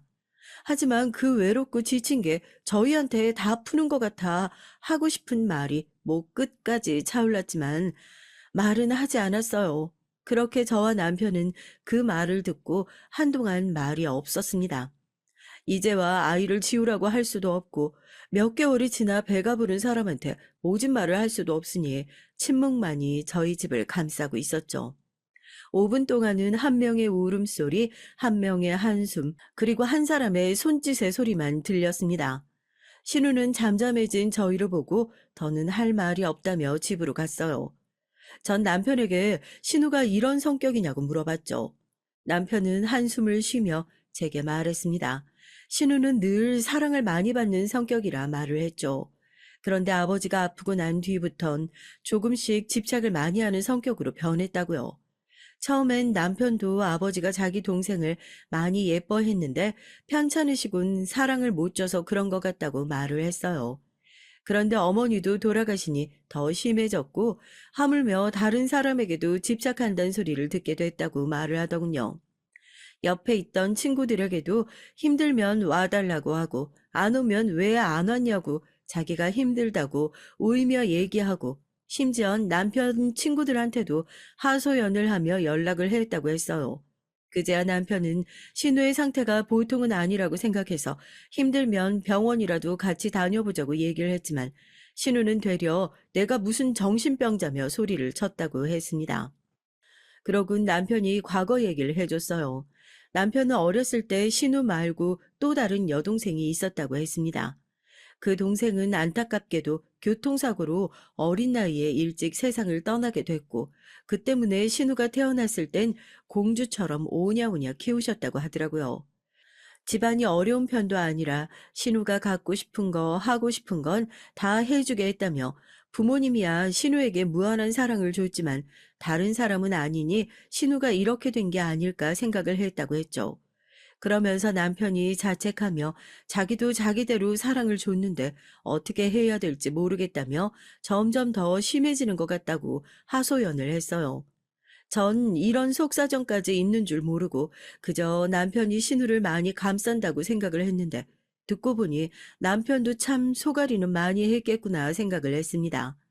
하지만 전 단호하게 신우는 곧 엄마가 될 텐데 계속 감싸줄 순 없다. 이젠 자기 스스로 알아서 해야 된다고 말을 하자 남편도 수긍을 했어요. 남편에게 최선을 다했다며 자책하지 말라고 말을 했지만 남편의 힘들어하는 모습을 보니 저라도 마음을 단단히 먹어야겠다는 생각이 들었습니다. 그 사건이 있고 신우는 당분간 저희를 찾아오지 않았어요. 물론 남편은 가끔 찾아갔고 저는 메시지 정도만 보내는 정도였고요. 그리고 시간이 좀 지나 다시 신우가 연락이 왔습니다. 전보다 자주 부르지도 않고 계속 힘들다고 연락 오는 것도 아니고 해서 저도 받아주고 있었죠. 다행인지 아닌지 신우는 제가 얘기를 하면 고치려고 하는 게 보여서 미워할 수는 없었어요. 그래서 저도 가끔 신우가 먹고 싶다는 과일이나 음식을 사 같이 먹기도 했고요. 어느덧 시간이 지나 신우는 막달이 다 됐고 드디어 저희가 첫 조카가 생겼어요. 저희 부부도 아이를 원하기에 모든 아이가 예뻐 보이는 시기였던지라 첫 조카가 너무 예뻤죠. 심지어 저희 부부는 딸을 원했는데 첫 조카가 딸이니 얼마나 예뻐 보였겠어요. 남편과 전 조카에게 이 선물 저 선물 아낌없이 줬고 사랑을 많이 줬습니다. 조카를 보며 저희 부부도 아이를 갖고 싶다는 생각은 더 커져만 갔고 더 열심히 준비를 했죠. 이렇게 또 잠잠히 흘러가나 싶었는데 또 시누이 때문에 골치 아픈 일이 생겼어요. 저도 늦게 야근을 하고 들어와 씻지도 못하고 그대로 누웠고 남편도 바쁜 가게 일로 녹초가 되어 둘 다 아무 말 없이 쉬고 있었어요. 그런데 갑자기 저한테 신우가 전화를 해왔어요. 지금 숨이 잘 안 쉬어진다고 말을 해서 전 놀라 곧장 집으로 달려갔죠. 119를 부르겠다고 말했어요. 남편과 전 당장 신우이 집으로 달려갔고 거기서 저흰 경악을 금치 못했습니다. 집은 아이 용품과 기저귀, 쓰레기들로 가득 찼고 조카는 울고 있었어요. 그 옆에 신우는 숨을 가다듬고 있어 얼른 신우 옆으로 가서 119가 곧 도착하니 걱정 말라며 얘기를 했어요. 119가 도착하고 남편과 신우는 같이 앰뷸런스를 타고 갔고 전 조카를 진정시키고 집안을 청소했습니다. 남편에게 연락이 왔고 다행히 아무런 이상은 없다고 말했죠. 그냥 과하게 스트레스를 받아서 그런 것 같다며 당분간 스트레스를 안 받게 조심하라고 했습니다. 결국 그날 전 조카를 하루 종일 봐줄 수밖에 없었고 잠도 얼마 못 자고 회사에 출근했어요.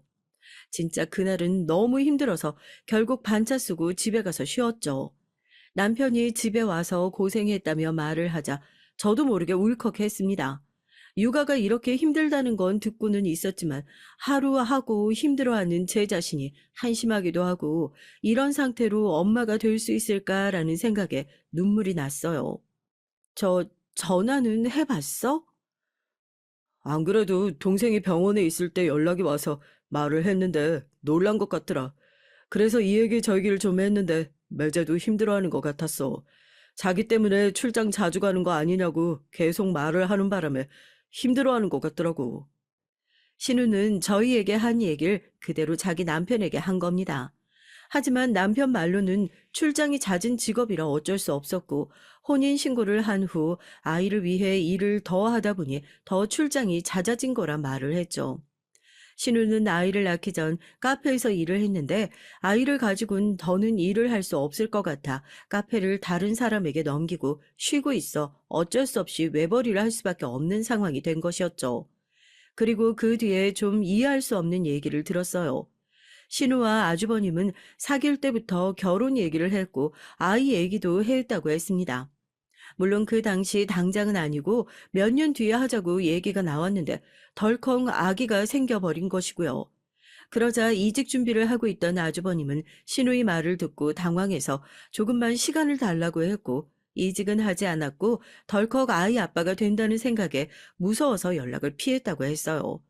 그래서 아이를 지우는 건 어떻냐고 조심스레 물었는데 신우의 반응을 보고 아니라고 생각했고 자기도 아차 싶어 반성하고 아이를 낳고 결혼을 하자고 얘기를 했다고 했습니다. 두 사람 다 얘기를 들어보니 이해가 갔어요. 그런데 여기서 이해가 가지 않는 건 중간중간 신우가 한 말과 맞지 않는 말이 있어 이상하다는 생각이 들었죠. 아무래도 언니가 많이 힘들어하는 것 같은데 병원에 가보는 건 어때? 그래, 매제도 요즘 점점 더 심해진다고 하더라고. 근데 예전에도 말을 해봤지만 소리를 치는데 과연 가려고 할까? 저와 남편은 한숨만 쉬며 신우와 얘기를 해본다며 잠깐 나갔어요. 다행히 신우는 심리 상담을 받아보겠다고 얘기를 했습니다.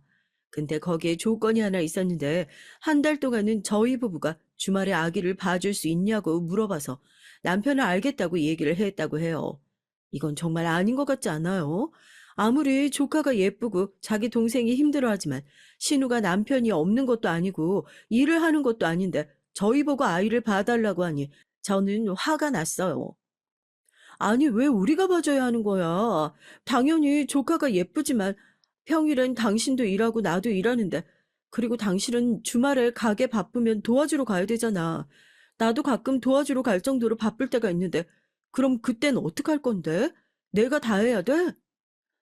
아니, 동생이 아프다는데 그럼 어떡해. 부모님이 계시는 것도 아니고 우리 둘뿐인데 내가 좀 더 봐줄 수도 있지. 그리고 당신은 부모님이 계시니까 나중에 힘들면 부모님한테 가면 되는데 우린 없잖아. 친언니였으면 바로 도와줬을 거 아니야?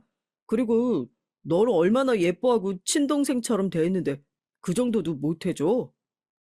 저와 남편은 처음으로 시누이 때문에 부부싸움을 했고 전 절대 못 도와준다고 못을 박았어요. 그 후로 남편과 전 냉전 상태라 일주일 동안 말을 하지 않았고요. 처음엔 시누이가 믿고 짜증나서 다시는 보지 않을 거라 생각했고 그 다음엔 남편이 원망스러웠습니다.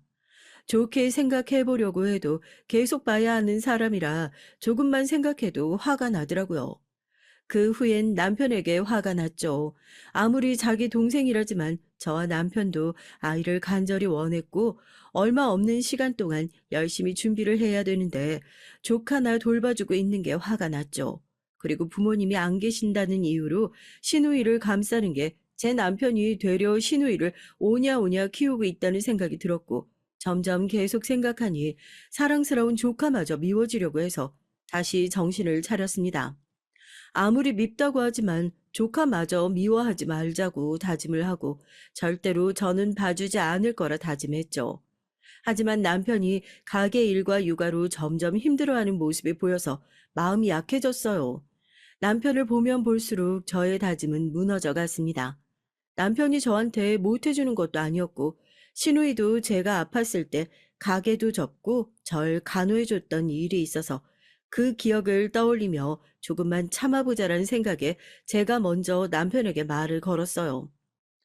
알겠어요. 그럼 딱 남은 기간 동안 내가 봐줄게. 하지만 다는 아니야. 언니랑 잘 얘기해서 하루 종일은 아니고 어느 정도 시간만 봐주는 걸로 할게요.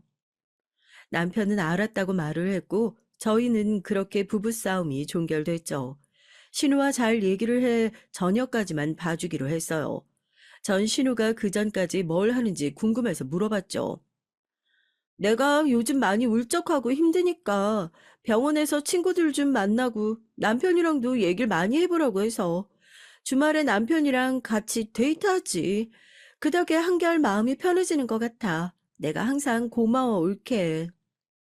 전 그 말을 듣고 뒷목이 쫙 땡겼습니다. 지금 누구 때문에 이 고생을 하고 있는데 그 누구는 웃으며 남편과 데이트를 한다는 소리를 하니 화가 치밀어 오르더라고요.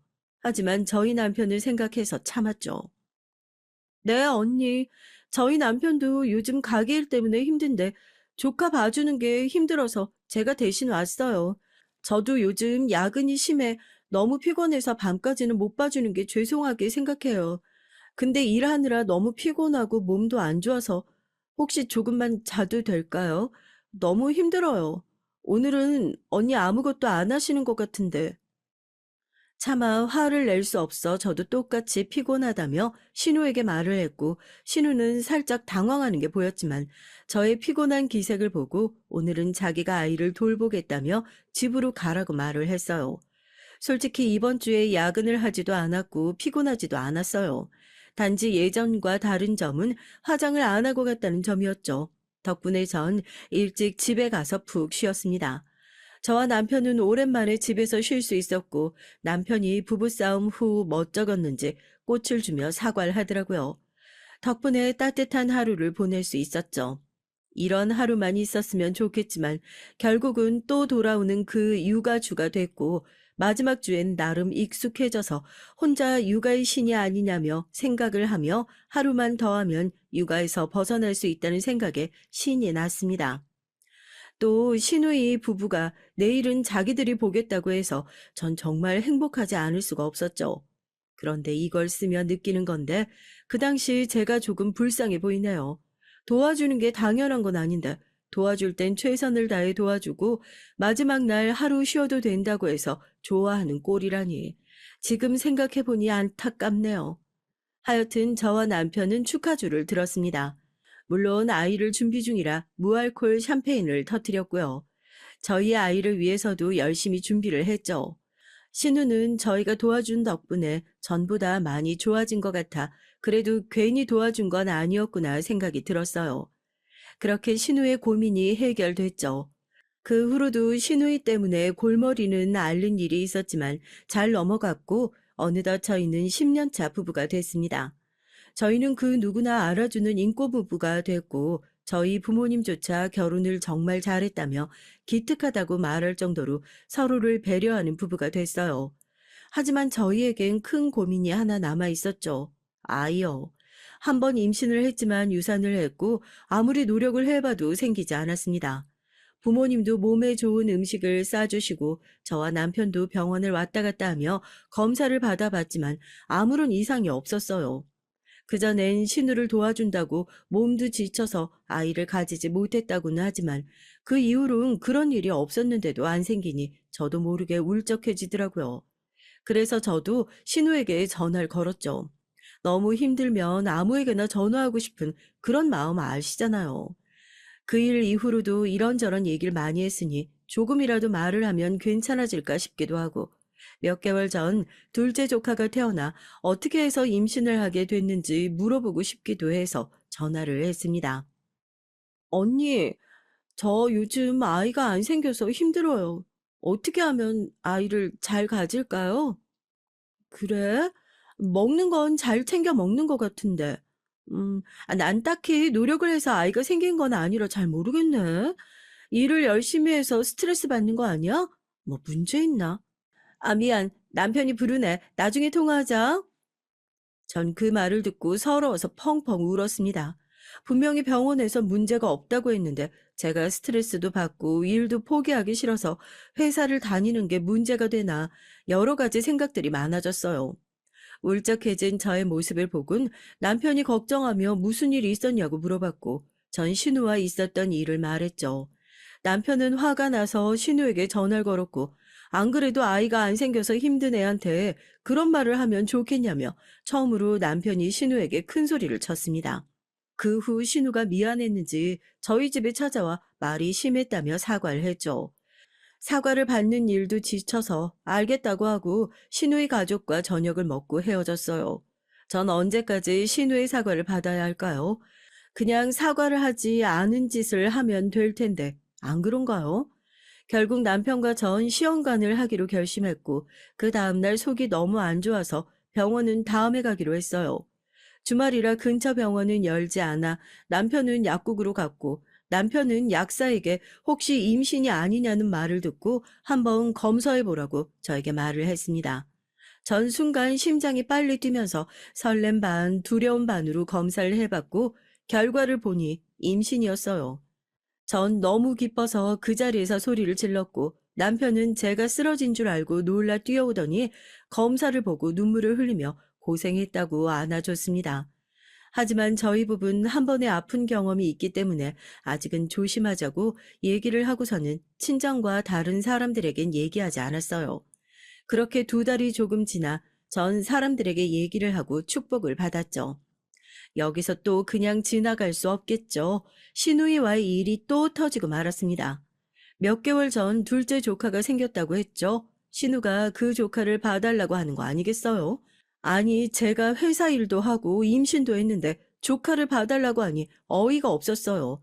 알고 보니 신우이가 자기는 아기를 볼 때 육아 우울증으로 힘들어서 사람들을 많이 만나야 할 것 같다며 저보고 좀 봐달라는 겁니다. 내가 예전에도 힘들어 했잖아. 그게 육아 우울증인 것 같더라고. 그래서 그런데 둘째만 봐줄 수 있을까? 첫째야 혼자 잘 지내서 괜찮을 거고. 죄송해요, 형님. 저도 지금 임신 중인데 일까지 하느라 몸도 지치고 더군다나 아이까지 보는 건 더 힘들 것 같아요. 아, 나도 임신을 봤잖아. 그 정도는 안 힘들어. 그리고 나중에 연년생으로 둘째 생기면 그때는 어쩌려고? 이번 기회에 한번 체험해 본다 생각하고 좀 도와줘. 아니요, 형님. 전 못 도와드릴 것 같아요. 죄송해요. 그러고 전 전화를 끊어버렸어요. 힘들지 않다니. 자기가 임신했을 땐 힘들다고 저한테 전화하고 그 당시엔 육아 우울증이 있었다 할지라도 지금은 그저 놀고 싶어서 핑계를 대는 것 같다는 생각을 했죠. 그리고는 남편이 전화를 해서 신우와 있었던 일을 말하더군요. 보나마나 신우가 남편한테 전화를 해서 하소연을 했을 거라 생각했어요. 남편은 미안하다며 자기 동생이지만 어쩔 수 없는 것 같다며 자기가 한 소리 했다고 그냥 넘어가 달라고 했죠. 요즘 신우가 저에게 뭐라고 하면 예전 같았으면 넘어간 남편이 화를 낸 이후로 신우에게 따끔하게 한 소리 하는 것 같았습니다. 그래서 전 별말 없이 넘어갔죠. 시간이 흘러 출산을 하게 됐고 저와 남편을 반반 닮은 아들을 낳게 됐습니다. 출산 후 바로 복귀하려고 했지만 10년 만에 얻은 자식이라 아이에게 좀 더 집중하고 싶어서 육아휴직을 쓰게 됐어요. 예전에 조카를 봐줄 때와는 또 다르다는 걸 느꼈어요. 아이들 돌보는 일이 제일 힘들다고 했는데 정말 너무 힘들었습니다. 잠도 잘 못 자고 먹지도 못하고 남편이 봐줄 수 있는 시간은 최대한 봐주는데도 몸이 지쳐갔죠. 하지만 제 자식 얼굴을 보면 힘들었던 게 싹 없어지더라고요. 그렇게 전 육아에 지친 아줌마가 됐습니다. 어느 날은 저희 아이가 열이 올라 정신없이 병원에 달려갔을 때였어요. 처음이라 저도 모르게 눈물이 났지만 정신 차리기 위해 노력을 했고 오로지 머릿속엔 아이 생각밖에 없었죠. 그때 신우가 전화가 왔고 전 정신없이 받고 끊었어요. 다행히 아이는 열이 내렸고 저도 조금은 마음 편히 쉴 수 있었습니다. 그리고 며칠 뒤 신우가 둘째 조카를 데리고 저희 집에 왔어요. 올게 고마워. 아우, 그래도 저녁 때쯤 내가 데리러 올게. 전 이게 무슨 소린가 싶었죠. 네? 그게 무슨... 저번에 전화로 둘째 봐줄 수 있냐고 물어봤더니 된다며. 오늘이잖아. 알고 보니 아이가 아플 때 신우와 전화 통화한 내용이 둘째를 봐줄 수 있냐고 물어본 것이었어요. 전 제 탓이라고 생각하고 어쩔 수 없이 둘째 조카를 봐줬죠. 다행히 여자아이고 워낙 얌전한 아이라 크게 힘들진 않았지만 혹시 다치기라도 할까봐 신경을 썼더니 2배로 피곤했습니다. 며칠 뒤 신우이가 다시는 저에게 부탁하지 못하게 되는 사건이 생겼어요. 좀 심했나 싶기도 하지만 그래도 이젠 다시는 이런 일로 신경을 쓰지 않아도 된다는 생각에 마음은 홀가분했죠. 사건은 이랬습니다. 여느 때처럼 신우는 또 저에게 둘째를 봐달라고 부탁을 했어요. 하지만 전 거절을 했죠. 저도 지금 힘든데 조카를 돌봐줄 상황이 아니라 얘기를 했거든요. 언니, 저도 지금 힘들어서 봐줄 수 있는 상황이 못 돼요. 아니, 그래도 몇 번 정도는 봐줄 수 있잖아. 죄송해요. 남편도 요즘 바빠서 도울 시간이 없어서 제가 거의 다 하고 있거든요. 그래? 그럼 친정에 좀 맡기고 둘째를 좀 봐주면 안 될까? 아, 내가 급해서. 네? 아니, 지금 친정 부모님은 몸이 안 좋으셔서 부탁드리기가 어려워요. 아, 이젠 진짜 안 돼요. 그럼 내가 10만 원 줄게. 애 좀 봐줄 수 있지? 신우는 20만 원 준다며 전화를 끊어버렸습니다. 전 당황을 해서 전화를 다시 걸었죠. 신우는 전화를 받지 않고 화가 나 저는 문자로 절대 못 해준다고 말을 했죠. 그리고 다시 신우에게 전화가 왔습니다. 올케, 진짜 너무한 거 아니야? 아니, 내가 그냥 해달라는 것도 아니고 10만 원 준다잖아. 진짜 올케 이거밖에 안 되는 사람이야? 난 지금 부모님도 안 계셔서 돌봐줄 사람 하나 없이 믿을 사람이라고는 오빠랑 올케뿐인데 이런 식으로 나오니까 정말 섭섭하다. 돈이 적어서 그래? 그럼 내가 20만 원 줄게. 아니요. 저 돈이 중요한 게 아니고 아까부터 말씀드렸잖아요. 저도 육아하느라 힘들어서 못 봐줄 것 같다고요. 그리고 계속 부모님 안 계신다고 불쌍한 척하면서 얘기하는데 요즘 제 친구들도 부모님 돌아가시거나 이혼하셔서 거의 혼자 살다시피 하는 친구 많아요. 그런데 그 친구들 잘 살고 있고요. 그리고 그렇게 중요한 일이라 어쩔 수 없으면 시댁에 맡기면 되는 거 아닌가요? 그건 또 못하겠어요? 어쨌든 전 둘째 조카 못 봐줘요. 뭐? 너 말 다 했어? 내가 오빠한테 다 말할 거야? 네, 또 가서 하소연 하세요. 화가 나서 전화를 바로 끊었습니다. 그러곤 신우이가 바로 저한테 문자가 오더라고요. 그냥 해달라는 것도 아니고 20만 원을 준다는데 그걸 못 해주니 진짜 내가 너 같은 사람을 믿은 게 바보다라면서요. 답할 가치가 없어 답을 보내지도 않았습니다. 그리곤 그날 바로 남편에게 전화 내용과 문자를 보여줬죠. 또 저도 욱해서 신우에게 한 말도 전했고요. 그랬더니 화가 나면 그럴 수 있다며 오히려 고생했다고 저를 다독여 줬습니다. 그 뒤 신우와 전 연락을 하지 않았어요. 그런데 어느 날 신혼부부가 저희 집에 왔어요. 알고 보니 남편이 더는 이렇게 있으면 안 될 거라는 생각에 신혼부부를 불렀던 겁니다. 별 말 없이 저녁 식사를 하고 전 아이의 울음소리 때문에 식사를 끝내고 아이를 보러 갔죠. 그때 조금씩 다투는 소리가 밖에서 나더라고요. 남편과 신우가 다투고 있는 모습이 보였습니다. 솔직히 맞잖아. 아, 좀 봐줄 수도 있지. 그게 뭐 어렵다고 나한테 화를 내? 여보, 그만해. 육아하시는데 힘든 거 뻔히 알면서 왜 그래? 그래, 너희 남편도 잘 알고 있는 걸 너는 왜 모르니? 그리고 우리가 예전에 네가 너무 힘들어 보이기도 했고, 그땐 우리도 아이가 없었으니까 도와준 거고. 저는 셋의 말다툼 소리에 머리가 아팠죠. 아니, 그리고 올케한테도 말을 했는데, 내가 그냥 해달라고 했어? 20만 원 준다잖아. 지금 올케 일도 안 하는데, 그 정도면 감사합니다 하고 받아서 애 좀 봐줄 수 있는 거 아니야? 그 순간 뺨 때리는 소리가 크게 났습니다. 남편이 너무 화가 난 나머지 신우의 뺨을 때리고 만 것이에요. 남편이 그렇게 화를 내는 것도 처음 보는데 때리기까지 해서 전 너무 놀랐죠. 여보! 아이는 이미 새새 소리에 깨서 울고 있었고 뺨 때리는 소리는 동시에 아이의 울음소리는 더 크게 들렸습니다. 내가 부모님 봐서라도 곱게 키우고 화가 나도 참았는데 이젠 한계다. 언제 정신 차릴래? 오빠, 지금 나 쳤어? 거기다가 남편이 정말 화가 끝까지 났는지 때려서 미안하단 소리 없이 이런 식이면 다시는 찾아오지도 연락하지도 말라고 했어요. 신우는 놀라 집에서 뛰쳐나갔고 아주버님도 얼른 짐을 챙겨 죄송하다고 하고 집을 나갔습니다.